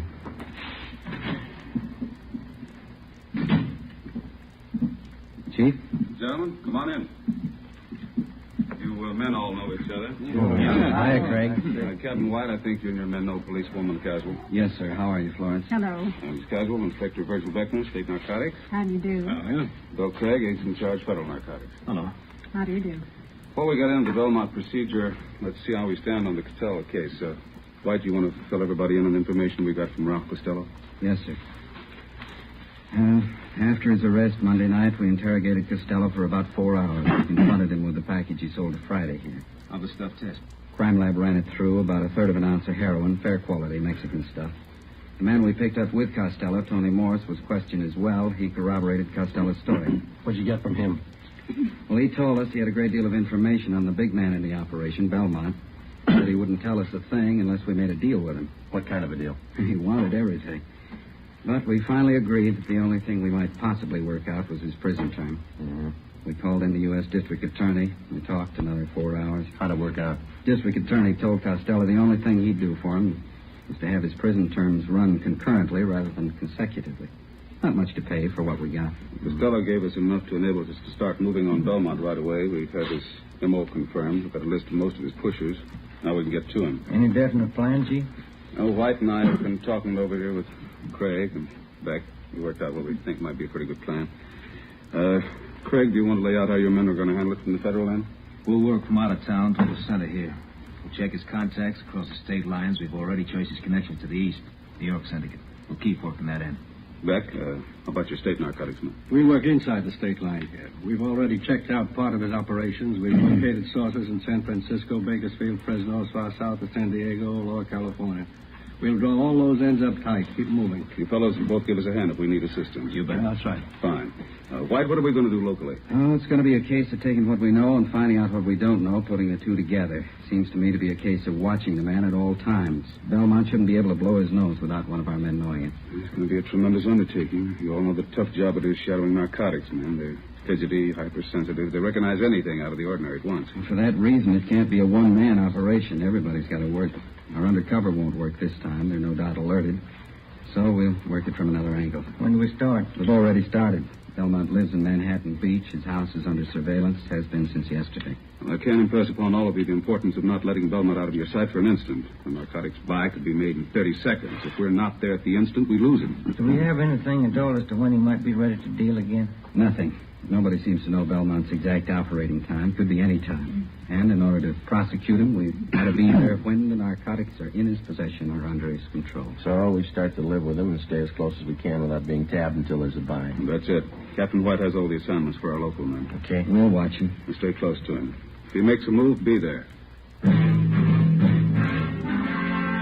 meeting lasted 4 hours. During that 4 hours, a plan was formulated which we hoped would end in the successful apprehension of the number one man in Pacific Coast narcotics traffic, Arthur Z. Belmont. How do you watch a man, his every move, for 24 hours, day in, day out, without his knowing it? How do you watch a man whose very existence depends upon not being watched, who is expertly schooled in every trick and device of police surveillance, whose method of operation will change with the slightest disturbance of his daily routine, and if that M.O. changes, you've lost him? Thursday, July 10th. In the small Los Angeles suburb of Manhattan Beach, population 10,172, 3 very ordinary events took place. A public nurse began a house-to-house survey. She asked the simple question, have you ever been vaccinated for smallpox? She started canvassing 27 blocks from the home of Belmont. Policewoman Florence Caswell. 2 Japanese gardeners new to the city of Manhattan Beach began soliciting work. They started asking for jobs 38 blocks from the home of Belmont. Sergeant Ken Fujikuni and Patrolman John Kagawa. A team of surveyors driving a station wagon marked with the seal of Los Angeles County began taking linear measurements for the proposed enlargement of storm drains in the area. They started 14 blocks from the home of Belmont. Lieutenant John Bigham, Central Narcotics, Sergeant Ben Romero, and myself. Okay, Ben, bring in the rod. Let's knock off for lunch. What do you want to eat, John? In the wagon. Better take the transfer with us. Kids might pick it up. Yeah, I got it. I can't keep the sand out of my shoes. Might as well get used to it. We're a long ways from home. 9 years on the job. It's the first time I ever brought my lunch in a paper sack. Who knows, Joe? This might change your whole way of living. You bet. Want to sit in the front? I'm getting back. Fellas, have a look at the local paper? No, why? Manhattan Beach Sentinel, down the bottom of page 1 in the box. Read it. Yeah, let me see. Mm-hmm. Yeah, it's good. What is it, Joe? Read that loud. Oh, it says preliminary work on storm drains started. Surveyors. Well, it goes on to say that surveyors have started taking measurements for the new drains. Captain White's idea had the story planted, even got a release from the Planning Commission. It won't hurt us a bit. Well, you said lunchtime. I got enough here for the whole department. 4 hard-boiled eggs. See what kind of sandwiches I drew. Deviled egg. Look here. See you can put them on egg bread. I hate eggs. Looks like the captain driving up the street. Mm-hmm. Yeah, that's him. Driving a city car. Chief engineer. How's it going, Biggin? All right. Slow. Had your lunch? What do you got? Deviled egg sandwiches. Got plenty. Can't stand them. How about a ham and cheese? Yeah, thanks. There you go. How's everybody else doing? Very slow. Takes time. We've got to keep taking our time. If we tip it before we get close enough, Belmont's on his way. Mm-hmm. How long are we going to have to keep our distance? Not much longer. We can't take a chance of starting everybody out right on top of Belmont. It might look funny to him. Anybody else would be okay. The average person, your operations might look normal, but we can't afford to try to get it by Belmont that way. With a hop cutter, you never know. It's not so much that we don't know, we just can't take any kind of a chance. That's what I mean. He might have started right on Belmont's front lawn, and he's never got wise. But we wouldn't want to risk it. Belmont been out of his house today? On the go quite a bit. Left his house at 9:13 a.m., went down to the ShopRite market, bought a half-pound of bacon, 2 dozen eggs, loaf of bread, whole wheat. Sergeant Hodges waited on him. He's clerking in the grocery department. Then he drove over to his neighborhood gas station, got a full tank of ethyl and 2 quarts of oil, 30 weight, drove home, got back at 9:42. Are you still there? Yeah. About time you guys were back at it, huh? Right. Okay, Ben. You want to grab some of the gear? Yeah. Let's go. Hey, Joe. Give me a leftover bread crust, will you? I'll give him to Seagull. Yeah, sure. Here you go. Well, foot by foot, we're getting closer to Belmont. Hope nobody tips it. Nobody should, unless you don't trust those gulls. We surveyed the city of Manhattan Beach for 5 weeks. Policewoman Caswell, posing as a nurse, continued canvassing. Everybody concerned with the job of standing watch over Arthur Z. Belmont carried out their routine day by day. Daily reports came in from everyone in the operation. These reports would be sifted at Central Narcotics and progress reports compiled for the use of those in the field on the Belmont case. All police cars, as well as city cars, such as we were employing, were equipped with 3-way radio communication. All personnel were in constant contact with one another. Wednesday, August 12th, it was the decision of Captain Lynn White that the idea of our posing as city surveyors had been exhausted. Further use of this could possibly arouse suspicion. Belmont lived at 1227 Ocean Avenue. 2 days before we were called off the surveying job, the city leased the private residence at 1216 Ocean Avenue. A van load of furniture was moved in. Drapes and curtains were hung. Regular deliveries of daily newspapers and milk were made to the house. To all outward appearances, the house was occupied by an average family. Actually, it provided another blind from which we could continue to observe Belmont. Shortwave radio equipment was installed in an upstairs room. Ben and I were assigned the night watch. Another car just stopped in front of Belmont Tower. How many does that make? 3 cars. Just a minute. Yeah. A couple of guys getting out. Went up the front door. Where? Let me see, huh? Take a look. Watch curtain. Yeah. Belmont answered the door. He's letting him in. Something's doing. What do you think? I don't know. You called Captain White, didn't you? Oh, an hour ago. Just after the first car pulled up. He'll park in the alley and come up the back way. I better check with everybody again. This portable seemed to warm up slower than our car radio. About the same. Here we go. Unit 140K to Unit 145K. 145K, go ahead. Just checking. Your location the same? That's right. Ocean cover. We got 3 cars to cover now. Stand by. Roger. Unit 140K to 143K. 143K, we got it. Standing by. Location still good? Same. Be talking to you. Stand by. 140K to 149K. 149, Kay. Go ahead. Stay put. We got 3 cars now. Yeah, we heard. Still the same spot. Stand by. Roger. Captain just pulled into the alley, Joe. Don't worry, I'm good. Belmont's porch light just went out. Mm-hmm. Let's see. 3 guys came in the first car, 2 in the second, 2 in the third. Is that right? Yeah, 7 all told. 8 counting Belmont. Maybe he's running for office. Joe, Ben, any changes since you called me? Another car. Mm-hmm. Anybody you know? Too dark to see their faces. Uh-huh. Dodge Coupe, gray, black packet sedan, green Chevy. No, that might be for me. I told the office they could reach me, yeah. White. Yeah, Bigham. You must be wrong. You sure he's not lying? All right, thanks, yeah. You sure Belmont hasn't left his house since you came on duty? Couldn't possibly. Not without somebody in the detail spotting him. He got out somehow. He made a buy. Captain White called the office and talked to Benny Arredondo, our narcotics undercover man. He confirmed the fact that somehow Belmont had a meet and successfully completed a narcotics transaction. None of us could figure how, and we didn't know when the meet took place. Arredondo told us that the buy had been made sometime in the past 10 hours.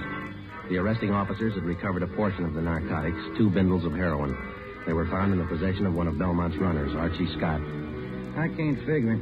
What do we do now, Skipper? Sit tight and watch those 3 cars in front of Belmont's house over there. Maybe he didn't have to leave the house to make a buy. That's the way I got it pegged. Those cars down there, those the first visitors he's had in the past 24 hours? As far as anybody knows, we watched it close. Sometimes it's like that. It looks like somebody's coming out over there. 2 guys. How many in there? 8, counting Belmont. All right, Friday. Get to the cars. Yeah. They started to move out yet? No. 5, 6, 7. That's all of them. They're heading for the car. Yeah. Looks like a 3-way switch. We'll see when they start to move out. Attention, all units and special details. Stand by. Here's the license numbers, Joe. Oh, good. I knew those things. Green Chevy's headed south. Black package going north. So's a Dodge Coupe. Uh-huh. Dodge turned left at the corner. It's headed east now. Got it. 140K to all units and special detail. Unit 149K. 149K, go ahead. 1946 green Chevrolet sedan, license 61 William 852, headed south on Ocean. Roger. Unit 145K. 145K, go ahead. 1947 gray Dodge Coupe, license 1 X-ray 1898, headed east on Clipper Street. Roger. 143K, come in. 143K, yep. 1939 black Packard sedan, license 6 Mary 6778, headed north on Ocean. Roger. Down spotted. Could be a dry run. He couldn't afford to chance it either way. Nothing to do now but wait it out. That's right, and pray for rain.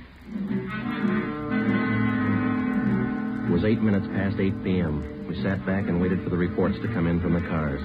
At 8:25 p.m., 17 minutes after the alert was broadcast, Unit 149K reported in on the gray Chevrolet sedan. The car and its occupants were thoroughly searched.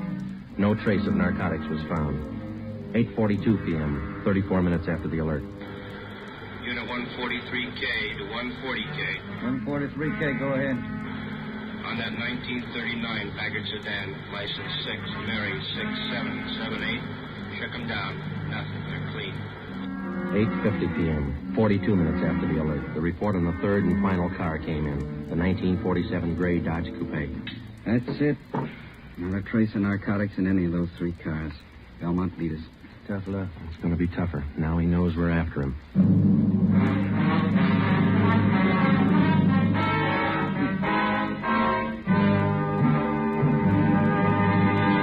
You are listening to Dragnet, authentic stories of your police force in action. Now, here's an authentic report from Fatima Cigarettes. In 1949, Fatima more than doubled its smokers from coast to coast. In 1950, enjoy Fatima yourself. You'll find Fatima extra mild. Because Fatima is the long cigarette which contains the finest Turkish and domestic tobaccos superbly blended to make Fatima extra mild. You'll find Fatima tastes much better. Fatima's superb blend gives you a much different, much better flavor and aroma than any other long cigarette. You'll find Fatima best in cigarette quality. Fatima has always stood for the best in cigarette quality. For a new year of greater smoking enjoyment, buy Fatima in the appealing golden yellow package. You will agree, Fatima is the best of all long cigarettes. The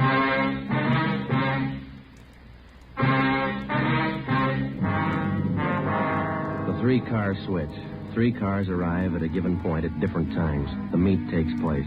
The drivers of the various cars leave the given point at the same time. Each drives away from the point in a different direction, making it 3 times as difficult to follow them.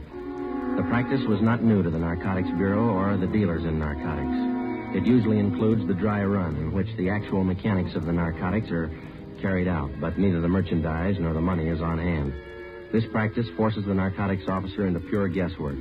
If the officer doesn't follow up, the buy could be successful. If he chooses to follow up, he takes the chance of exposing himself and tipping his hand on a rehearsal. In the case of this particular car switch, we lost. But taken in the car roundup were 7 of Belmont's trusted runners. 6 of these men refused to talk, but the 7th, Clifford Bissell, gave us a lead to one of Arthur Belmont's most trusted friends. His name was Floyd Ketchel. He and his wife lived at 357 Evergreen Drive, Linwood. It's a nice house. Yeah. Yes? Police officers, we'd like to ask you a few questions. What about? Well, as you probably know, there's been a series of burglaries here in your neighborhood. No, I didn't know. Oh, yes, quite a few. Would you mind if we came in and talked to you about it? I don't know anything about any robberies around here. Everything's okay. This is just a routine check, Mr. Ketchel. Everybody else in the neighborhood's cooperating. Only take just a minute. All right, you can come in, but I have to leave in about 15 minutes. Thank you. Well, you have a nice place here, Mr. Ketchel. Yes. Now, what was it you wanted me to help you with? You know a man by the name of Clifford Bissell? No. How about Arthur Z. Belmont? Who? Arthur Z. Belmont. Bissell says you and Belmont are good friends. I don't understand this. I thought you wanted to ask me about some robberies. I wonder if you'd mind rolling up your left sleeve. I'd like to look at your arm. What for? You're a user, aren't you? No, I'm not. Then you know what we're talking about, don't you? No, I don't. Do you have any narcotics here in the house? Certainly not. You mind if we look around? Why do you want to search the house? Why won't you show us your left arm? Floyd Ketchel would admit nothing, but he allowed us to search his home and grounds. An extra detail of men was called out to aid us in the search. We covered every foot of the acre of ground. This took 2 days. We found nothing. On the 3rd day, under the flooring of an upper bedroom of the Ketchel home, we found Ketchel's plant. He was using heroin. You want me to call Belmont, is that the idea? That's right. We want you to set up a meet with him. I'm not going to rat on Art. He's a friend of mine. Well, suit yourself. We found your plant there. We've got you. You'll be the fall guy. You mean I take all the heat? Why not? Bissell put the finger on you. We got to have somebody. Why pick on me? We just told you. We found the stuff here. Bissell fingered you. You're it. All you have to do is make a phone call. You won't have a clean slate, but it's going to sound a lot better in court. All right. It makes sense. You know what to tell him. We've already been over all that. Call him now. Friday, listen in on the extension. If Ketchel changes his mind in the middle of the conversation, I'll see that he hangs up.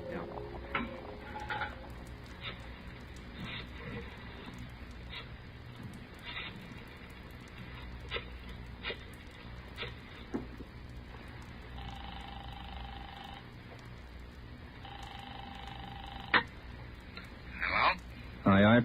Floyd Ketchel. Hiya, kid. Fine. How's Edna? She's fine, Art. Say, I got a friend on his way to Honolulu. Uh-huh. He wants to take a little package along. Gotta have it. You know him? Is he okay? Yeah. Old friend. You sure? Yeah. Have to be pretty careful. Got hit Wednesday night down the beach. Yeah? Who'd they get? Bissell and 6 guys from New York. Got off easy. It was a dry run. I didn't know that. Nothing in the papers. Isn't hit yet. It will. How much do your friend need? Going to be in the islands for quite a while, says a couple ounces should do it. You got the money now? He's good. Can you swing it tonight? Boat leaves from San Francisco day after tomorrow. Hasn't got much time, has he? Okay, want to pick it up? Yeah. All right if I bring him along? I want you to meet him. Good customer. Are you sure about him? Yeah. 8:30 at the store. We'll be there, Art. 1,100 cash. Yeah. Better be okay, kid. He is. Better be. I had one dry run this week. I can have another.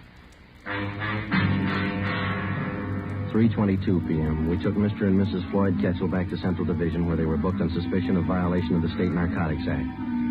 4 p.m. We met in the office of Chief Detective Thad Brown.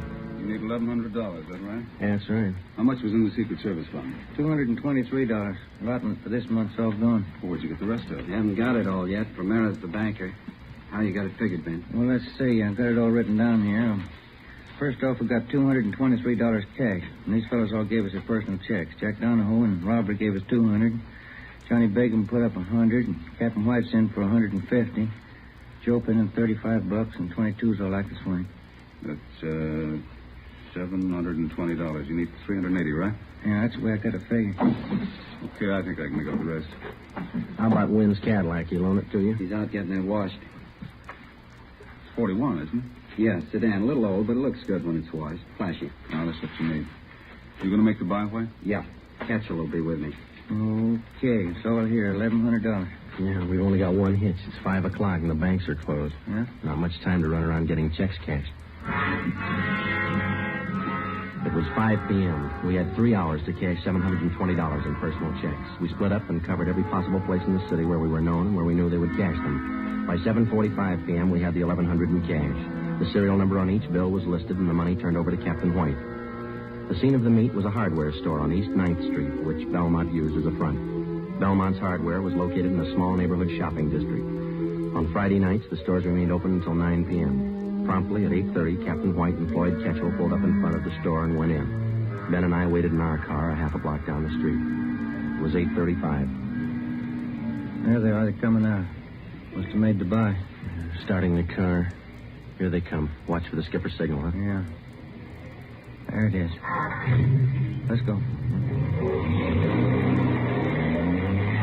Okay, pull over here. Come on.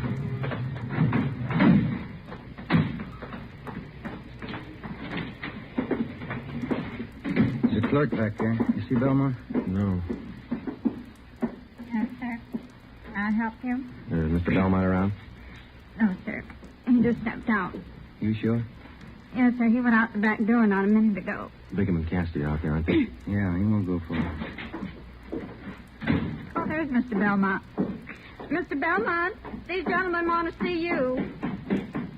Running up the stairs from mezzanine. Come on. All right, Belmont. Wait a minute. What's that barrel? Watch it. Look out! Pushing that barrel down the stairs. Let's go. Come on. There he is. He's trying to reach that skylight. Belmont, get on. You'll never make it. Slipping, Joe. Belmont!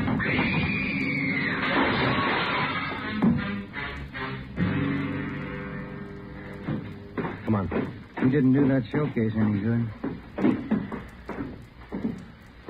Yeah, he's through. Piece of that glass is right through him. Yeah, it's a rough way to go, and Yeah. At least narcotics didn't kill him. didn't it?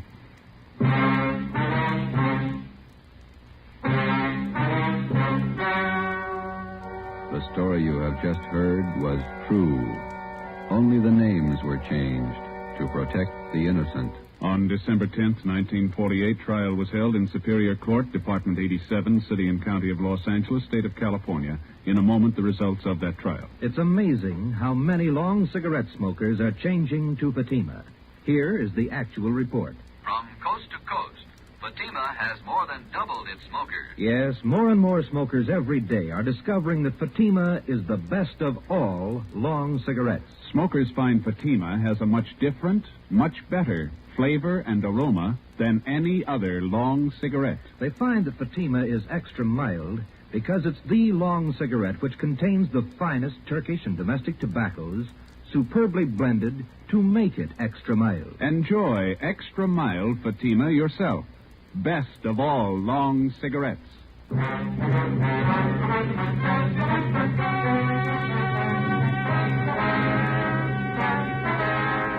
12 members of Arthur Z. Belmont's narcotics gang were finally rounded up by federal, state, and local authorities. All 12 were tried and convicted of violating the Harrison Act and the State Narcotics Act. They received sentences as prescribed by law and are now serving their terms in state and federal penitentiaries. You have just heard Dragnet, a series of authentic cases from official files. Technical advice for Dragnet comes from the Office of Chief of Police W.A. Wharton, Los Angeles Police Department. Fatima Cigarettes, best of all long cigarettes, has brought you Dragnet from Los Angeles. Be sure to hear Mr. and Mrs. Ronald Coleman in Halls of Ivy tomorrow on NBC.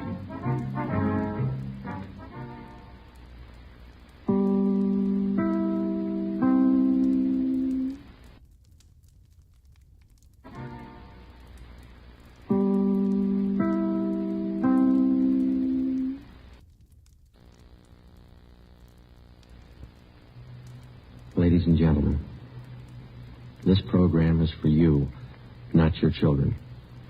The subject is of vital importance to you as parents. This is the story of a vicious man.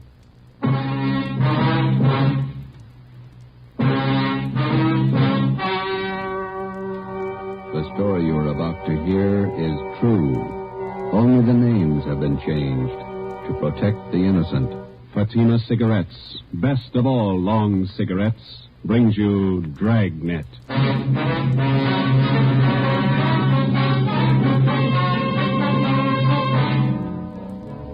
You're a detective sergeant.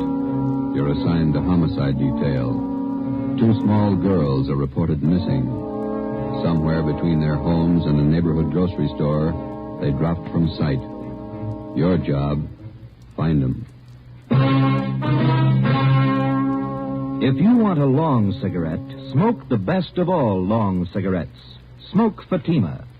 Fatima is the long cigarette which contains the finest Turkish and domestic tobaccos superbly blended to make Fatima extra mild. And that's why Fatima has a much different, much better flavor and aroma than any other long cigarette. That's why Fatima has more than doubled its smokers coast to coast. So, if you want a long cigarette, smoke the best of all long cigarettes. Smoke Fatima. Dragnet, the documented drama of an actual crime. For the next 30 minutes, in cooperation with the Los Angeles Police Department, you will travel step by step on the side of the law through an actual case from official police files. From beginning to end, from crime to punishment, Dragnet is the story of your police force in action. It was Monday, October 27th. It was cloudy in Los Angeles. We were working the night watch out of homicide detail. My partner's Ben Romero. The boss is Thad Brown, chief detective. My name's Friday. We were on the way out from Central Division. It was 16 minutes past 8 p.m. when we got to South Peoria Street. Number 267. Sure gloomy out. Yeah, it's sultry. Looks like we're in for some rain. Yes, sir? Police officers. Is Lieutenant Barker here? Yes, you want to come in? Thank you.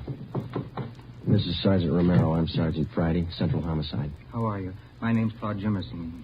Lieutenant Barker's in here, on the phone now. Right. Yeah. I'll let you. Romero, Friday. How's it going, Lieutenant? Not good.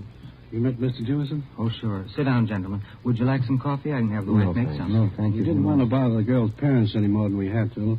Jimerson here is one of the neighbors. He's been nice enough to let us use his phone. The kids disappeared about 4 this afternoon, is that right? At 3:45. Got out a local broadcast on him. Here's a missing report. Thelma Griswold, age 11. Barbara Sperry, 7-year-old. You talked to both families? Yeah. About 3:30 this afternoon, Mrs. Griswold sent her daughter to the grocery store down on Sycamore Avenue. It's about 10 blocks from their home. The Sperry girl, a friend of hers, she went with her. Anybody at the store remember seeing them? According to the grocery clerk, they were there about 3:45. Mother gave the kids a note. She bought a loaf of white bread, a half pound of bacon, a dozen oranges. Yeah. That's right, Sergeant.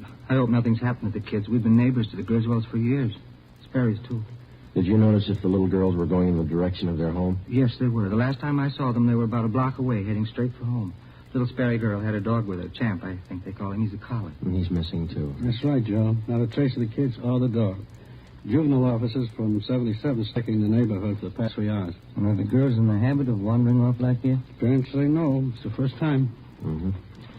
Well, thanks very much, Mr. Jimerson. Well, not at all, Sergeant. Sure you won't have a coffee? No, thanks. We don't like to bother you, but we may have to check back with you later tonight. Blue questions. If I can help out in any way to find those girls, let me know. Yeah, we'll let you know, gentlemen. Thanks again. Nice show. Most of the neighbors we've talked to have been the same, anxious to help. Some of them are out with our juvenile officers now trying to dig up a lead on the kids. You check the movie theater and the playgrounds in the neighborhood. Everything, Joe. Those some of your men from juvenile, Lieutenant? Yeah, looks like it. Yeah, Schwartz and Preston. Lieutenant? Yeah, Preston, what do you got? Found the kid's dog, Tully. Where? Just above Sanchez Drive, up in the hills. Hope it's no indication. How do you mean? Dog's dead. The collie dog was taken to a veterinarian on Jefferson Boulevard to be examined for cause of death. We put in a call to the office, and a special detail of men was assigned to aid in searching the area where the dog was discovered. We got out an all-points bulletin. The fathers of the missing girls and a dozen neighbors joined in the search. With the aid of flash, as best we could, we for almost a full mile by a thick patches at 15 p.m. It started to rain. Watch your step, Joe. The rocks are slip. There's not a sun. Wait a minute. Flash your light over here. No, here. See something? I thought I did. Scrap of brown paper. Who's this coming? Sergeant, is that you? Oh, Jimerson?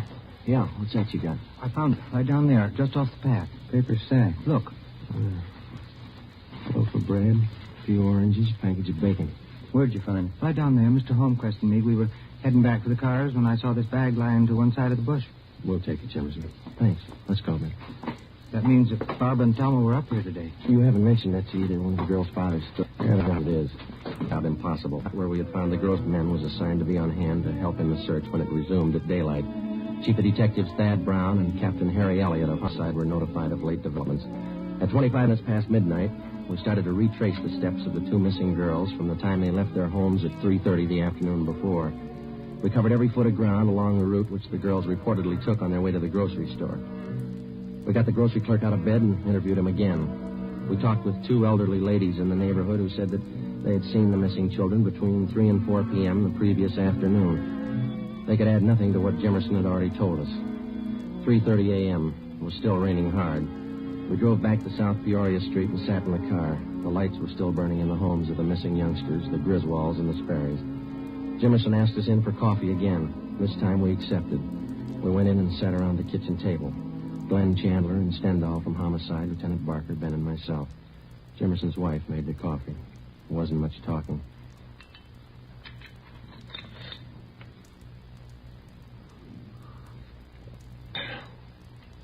You want more coffee? Oh, yeah. Oh, thank you, Miss Jimerson. Thank you. You want some more? No, thanks. It's fine. You want some more coffee? Is that enough, sir? Sure, Lieutenant. Plenty. Go ahead. Right. Fill the sugar bowl, will you, Amy? Empty. There isn't any more. You never do things right. I told you to get some at the store today. You told me? Yeah, that's all right, Jimerson. Never use it anyway.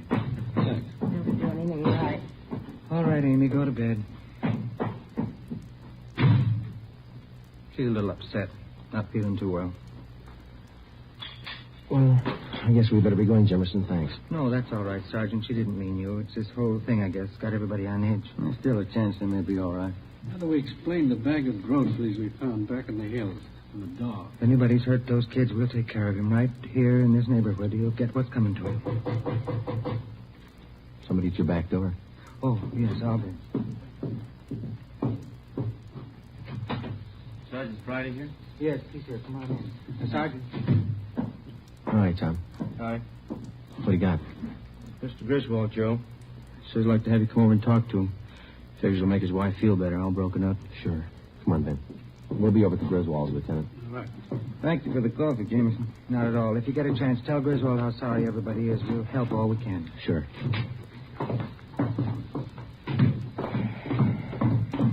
Bad night. Yeah. Did you check by the Sperry's house, Tom? Mm-hmm. Mother's trying to get a little sleep. Father's still sitting up.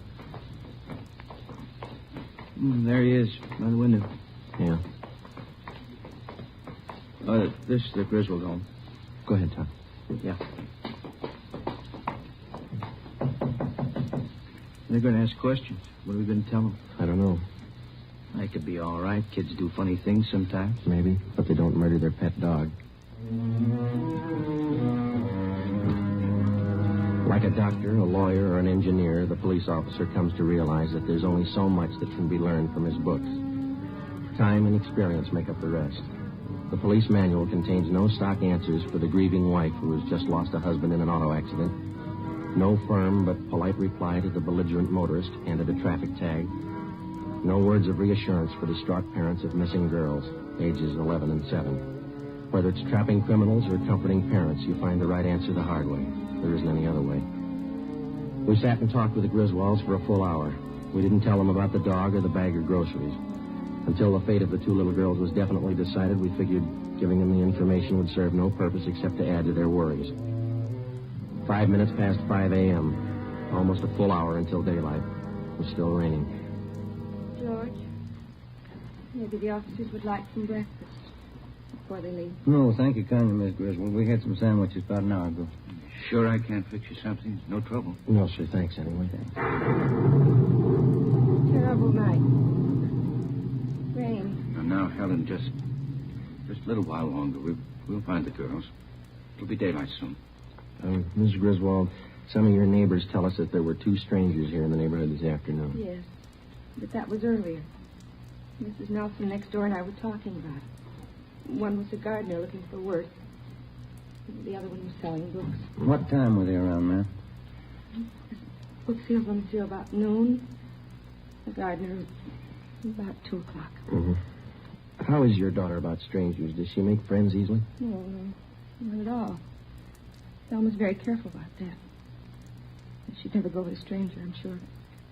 Why do you ask that question, Sergeant? Have you found out something? No, sir. No, we haven't. It's just a routine check, that's all.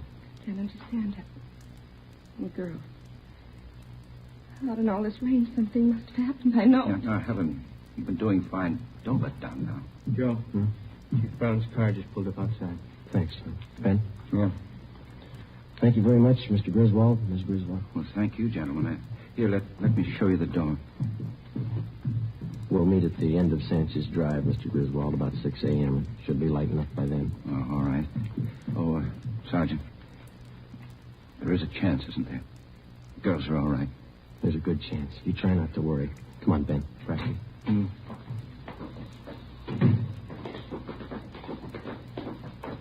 Tom, you want to check with Barker again and see if any of his men have a line on the 2 men here in the neighborhood yet? Right. If you want us, we'll be in Thad Brown's car. Right, Sergeant. What time you got, Joe? 20 to 6. It's getting light now. Yeah. Let's get out of this rain. Gentlemen, you look a little wet. I could stand a dry pair of shoes. Still no trace of the kids? You heard about the dog and the bag of groceries? Yeah. Nothing else sensitive? No. It'll be light in a couple of minutes, and we can start searching the hills again. I ordered up another detail of men to help. They're parked up on Sanchez Drive. Captain Elliott's with them. Good. We can use all the help we can get. That's rough terrain. There's a lot of ground to cover up there. Guess you talked to everybody in the neighborhood. Yeah, parents, too. They help you much? Well, they told us there were 2 strangers in the neighborhood before the girls disappeared. We're having them checked out. Yeah. Griswold thinks the kids would be safe on that count. Says his daughter's afraid of strangers, never goes near them. Mm-hmm. How much area did you cover in the hills last night? About a full mile, would you say, Ben? Starting from Sanchez Drive straight back into the brush. It wasn't too thorough. Not enough men, not enough light. Yeah, you got plenty of both right now. 10 minutes past 6 a.m., Tuesday, October 28th. The search of the Sunset Hills area was resumed. 150 officers spread out over a 2-square-mile area with orders to probe every foot of ground. With them were almost 50 volunteers from the neighborhood. The rain settled to a cold, steady downpour. The mud was ankle deep. 8:30 a.m., no sign of the missing youngsters. 10:30, still no sign. The search went on. A neighborhood restaurant owner sent out 5-gallon jugs of hot coffee for members of the searching party. After 6 continuous hours combing the hill, still no results. Chief Brown, Ben, and I went to the car for a cup of coffee and a cigarette. Got me beat. Those kids wanted off. They had to come in this direction. Well, they couldn't have headed toward town. Somebody would have noticed them, sure. Yeah. No leads at all on that APB you sent out? 2. They both fizzled. The youngsters up in those hills someplace. Gotta be. You 2 ready? Yeah, let's go.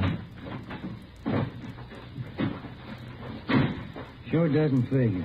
2 square miles. We've been over it twice. You can go over it again. Find them.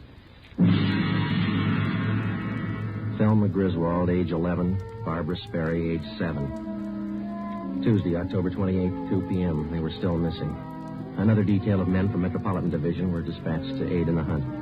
The daily newspapers played the story across the front page. Wire services bulletined the news across the country. Radio newscasters covered the story at the scene. On South Peoria Street, the 2 mothers sat in their homes and waited. The search went on. It stopped raining. Did you cover that patch of underbrush over there, Joe? Yeah. Watch it. Yeah. I'm tired. Let's swing up this way. All right. Anything? No, nothing. All right, come on. Almost 2:30. Yeah. Too much coffee, sour stomach. Me too. You got a cigarette? I'm out. Oh, here. Thanks. Riley! Romero! Come on down! Preston, what do you got? What is it? They found him! They found the kid! Come on. Watch it, Ben. Bad spot here. Yeah, it's slippery.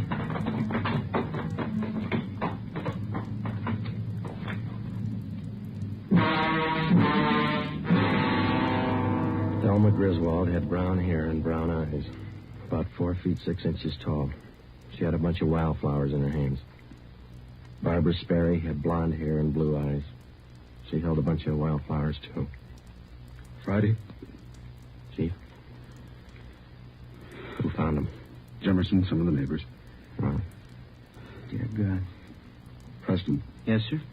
Get something, cover him up. Yes, sir. Come on. Yeah. I've been a cop 32 years and never seen anything like that. I hope I never do again. Must have been a maniac. Had to be. The lowest kind, depraved. Anybody call the crime lab? Yeah, the area's been cleared. Family's been notified? Not yet. I'll have to tell them. You want to come along? No, that wouldn't be any good.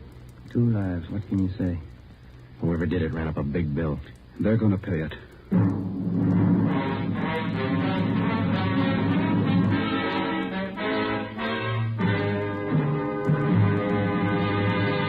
You are listening to Dragnet, authentic stories of your police force in action. Now listen to these authentic reports about Fatima cigarettes.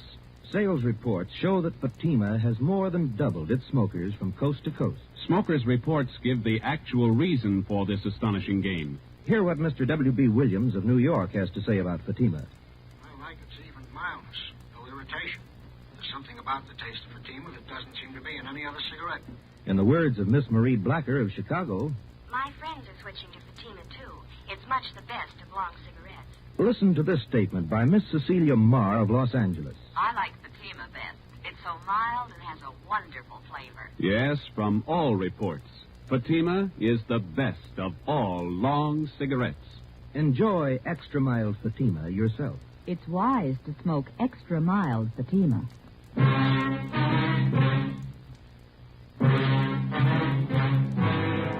5 minutes after the bodies were discovered, the hunt for the psychopathic killer was underway. Lee Jones and his crew from the crime lab arrived and took pictures of everything that could possibly have a bearing on the crime. Physical evidence was hard to find. The heavy rain had destroyed any possible chance there might have been of finding footprints. When the crew from the crime lab was finished, the coroner arrived and took the bodies to the county morgue for autopsy. An immediate roundup of all known sexual psychopaths in the area was ordered. They were taken into homicide for questioning. So were the people from the South Peoria Street neighborhood whom we had talked with previously. The questioning went on all through the night. Together with a half a dozen officers from homicide detail, we narrowed down the field. Wednesday, October 29th, 7 a.m. We checked in with Chief of Detectives Thad Brown. Gentlemen, you must be tired. Got a few hours sleep last night. Could use a few more. Sorry, we have to keep moving on this. You see the papers this morning? Yeah, they're like everybody else, crying too late. Someday people are going to learn you don't fool with these degenerates. You take precautions or you get the consequences. There's no in between. There's usual talk going around town. It's supposed to be all our fault, letting the psychos run loose. No, we don't make the laws, we enforce them. Until we get something to work with, laws with teeth in them, these atrocities are going to go on. Nobody seems to care. We pick them up, they serve a few days, pay a fine, and they waltz out of here. Nobody cares. Sure, pity them, don't cure them. Nature played a trick on them. Feel sorry for them until they kill a kid. It's not a firm law to cover them as they are. We have to wait till they murder somebody. We got a better law for mad dogs. We don't let them run loose till they bite somebody. Those two little girls ought to prove something. How's the parents making out? What you might expect. Shocked, hysterics. Excuse me. Brown speaking. Who? Send him in. Chandler. They finished questioning that bunch we brought in yesterday. Oh, Chief. Ben, Joe? How many possibles, Glenn? None. 4 we had left established airtight alibis. We checked their registrations, gave them their releases. Where does that leave us? We start from scratch.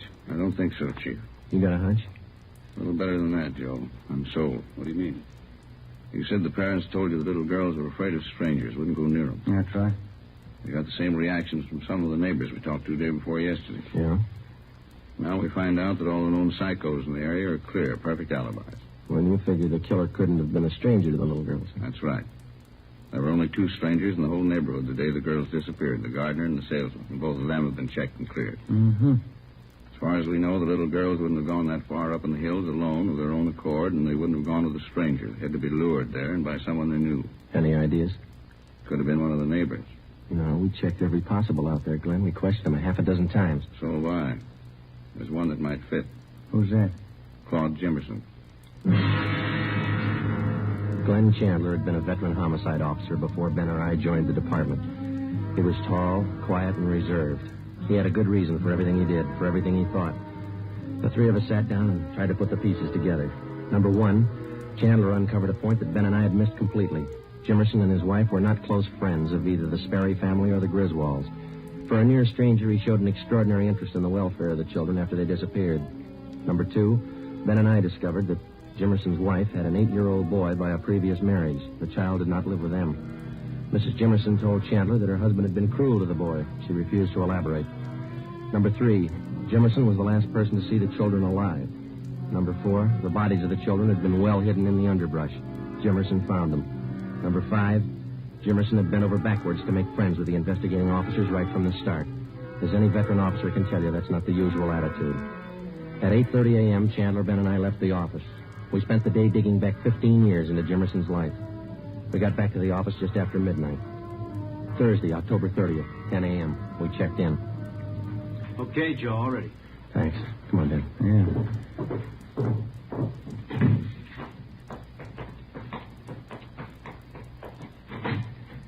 Good morning, Mr. Jimerson. Oh, how are you, Sergeant? Glad to see you. Sit down. Sorry to bother you again. Not at all. Glad to help. Anything new turn up? Did you kill those two little girls? That's a funny thing to ask. Of course not. You know that. We ask everybody the same thing. Hope you're not offended. Oh, you kind of surprised me. I didn't know. Did you kill those little girls? I don't understand. I told you no. Of course not. It's a stock question. Routine. Did you kill them? Now, look, Sergeant, how many times do I have to tell you no? Sorry. You don't have any children, do you? No, we don't. No stepchildren?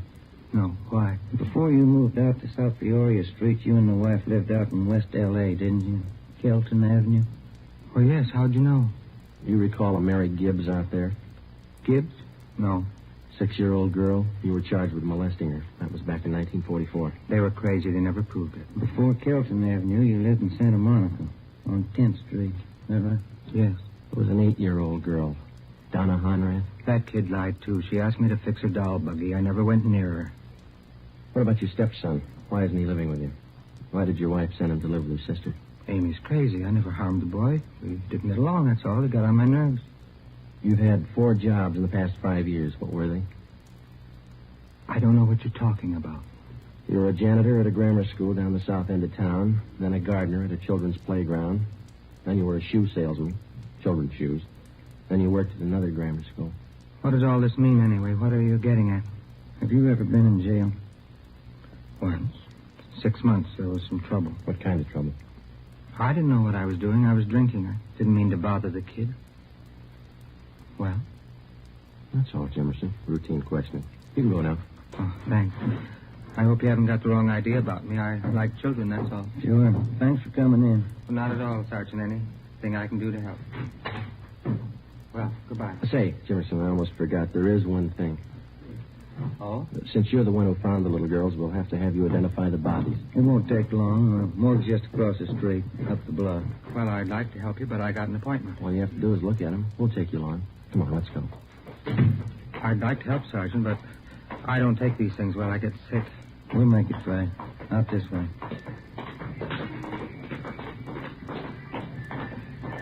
It's raining again.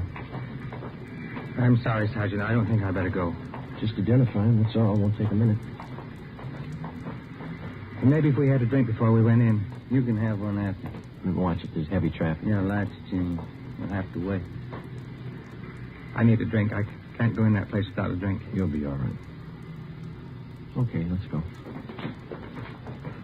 Morgue's up this way. I can't look at him. I get sick. Don't make me. Nothing to it. You'll see. Here we are. Go down the driveway. It's a shortcut.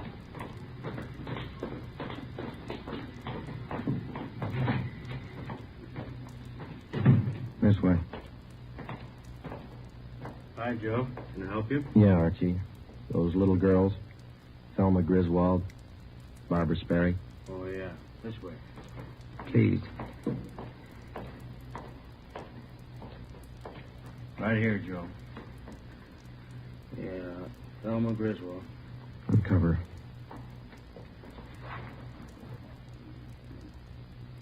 Jimerson? Yeah. Thelma.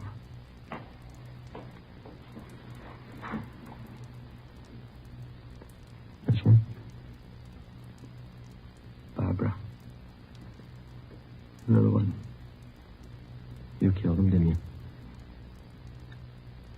The dog jumped at me. She started to yell. Put my hand over her mouth. Then the other kid. I hit them. Too hard. They cried. Joe? That's all. All right. Huh? Let's go. It wasn't my fault. I like kids. They didn't understand. Neither do I, mister. Come on.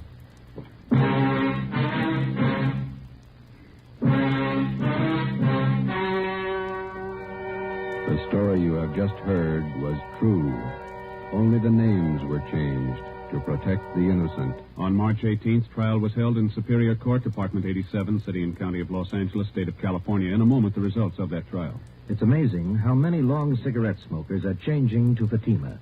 Here's the actual report. From coast to coast, Fatima has more than doubled its smokers. Yes, more and more smokers every day are discovering that Fatima is the best of all long cigarettes. Smokers find Fatima has a much different, much better flavor and aroma than any other long cigarette. They find that Fatima is extra mild because it's the long cigarette which contains the finest Turkish and domestic tobaccos superbly blended to make it extra mild. Enjoy extra mild Fatima yourself. Best of all long cigarettes.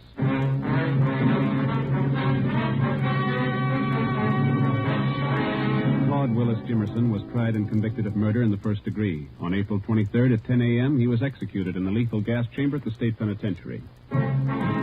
You have just heard Dragnet, a series of authentic cases from official files. Technical advice for Dragnet comes from the Office of Chief of Police W.A. Wharton. You're tuned for the stars on NBC.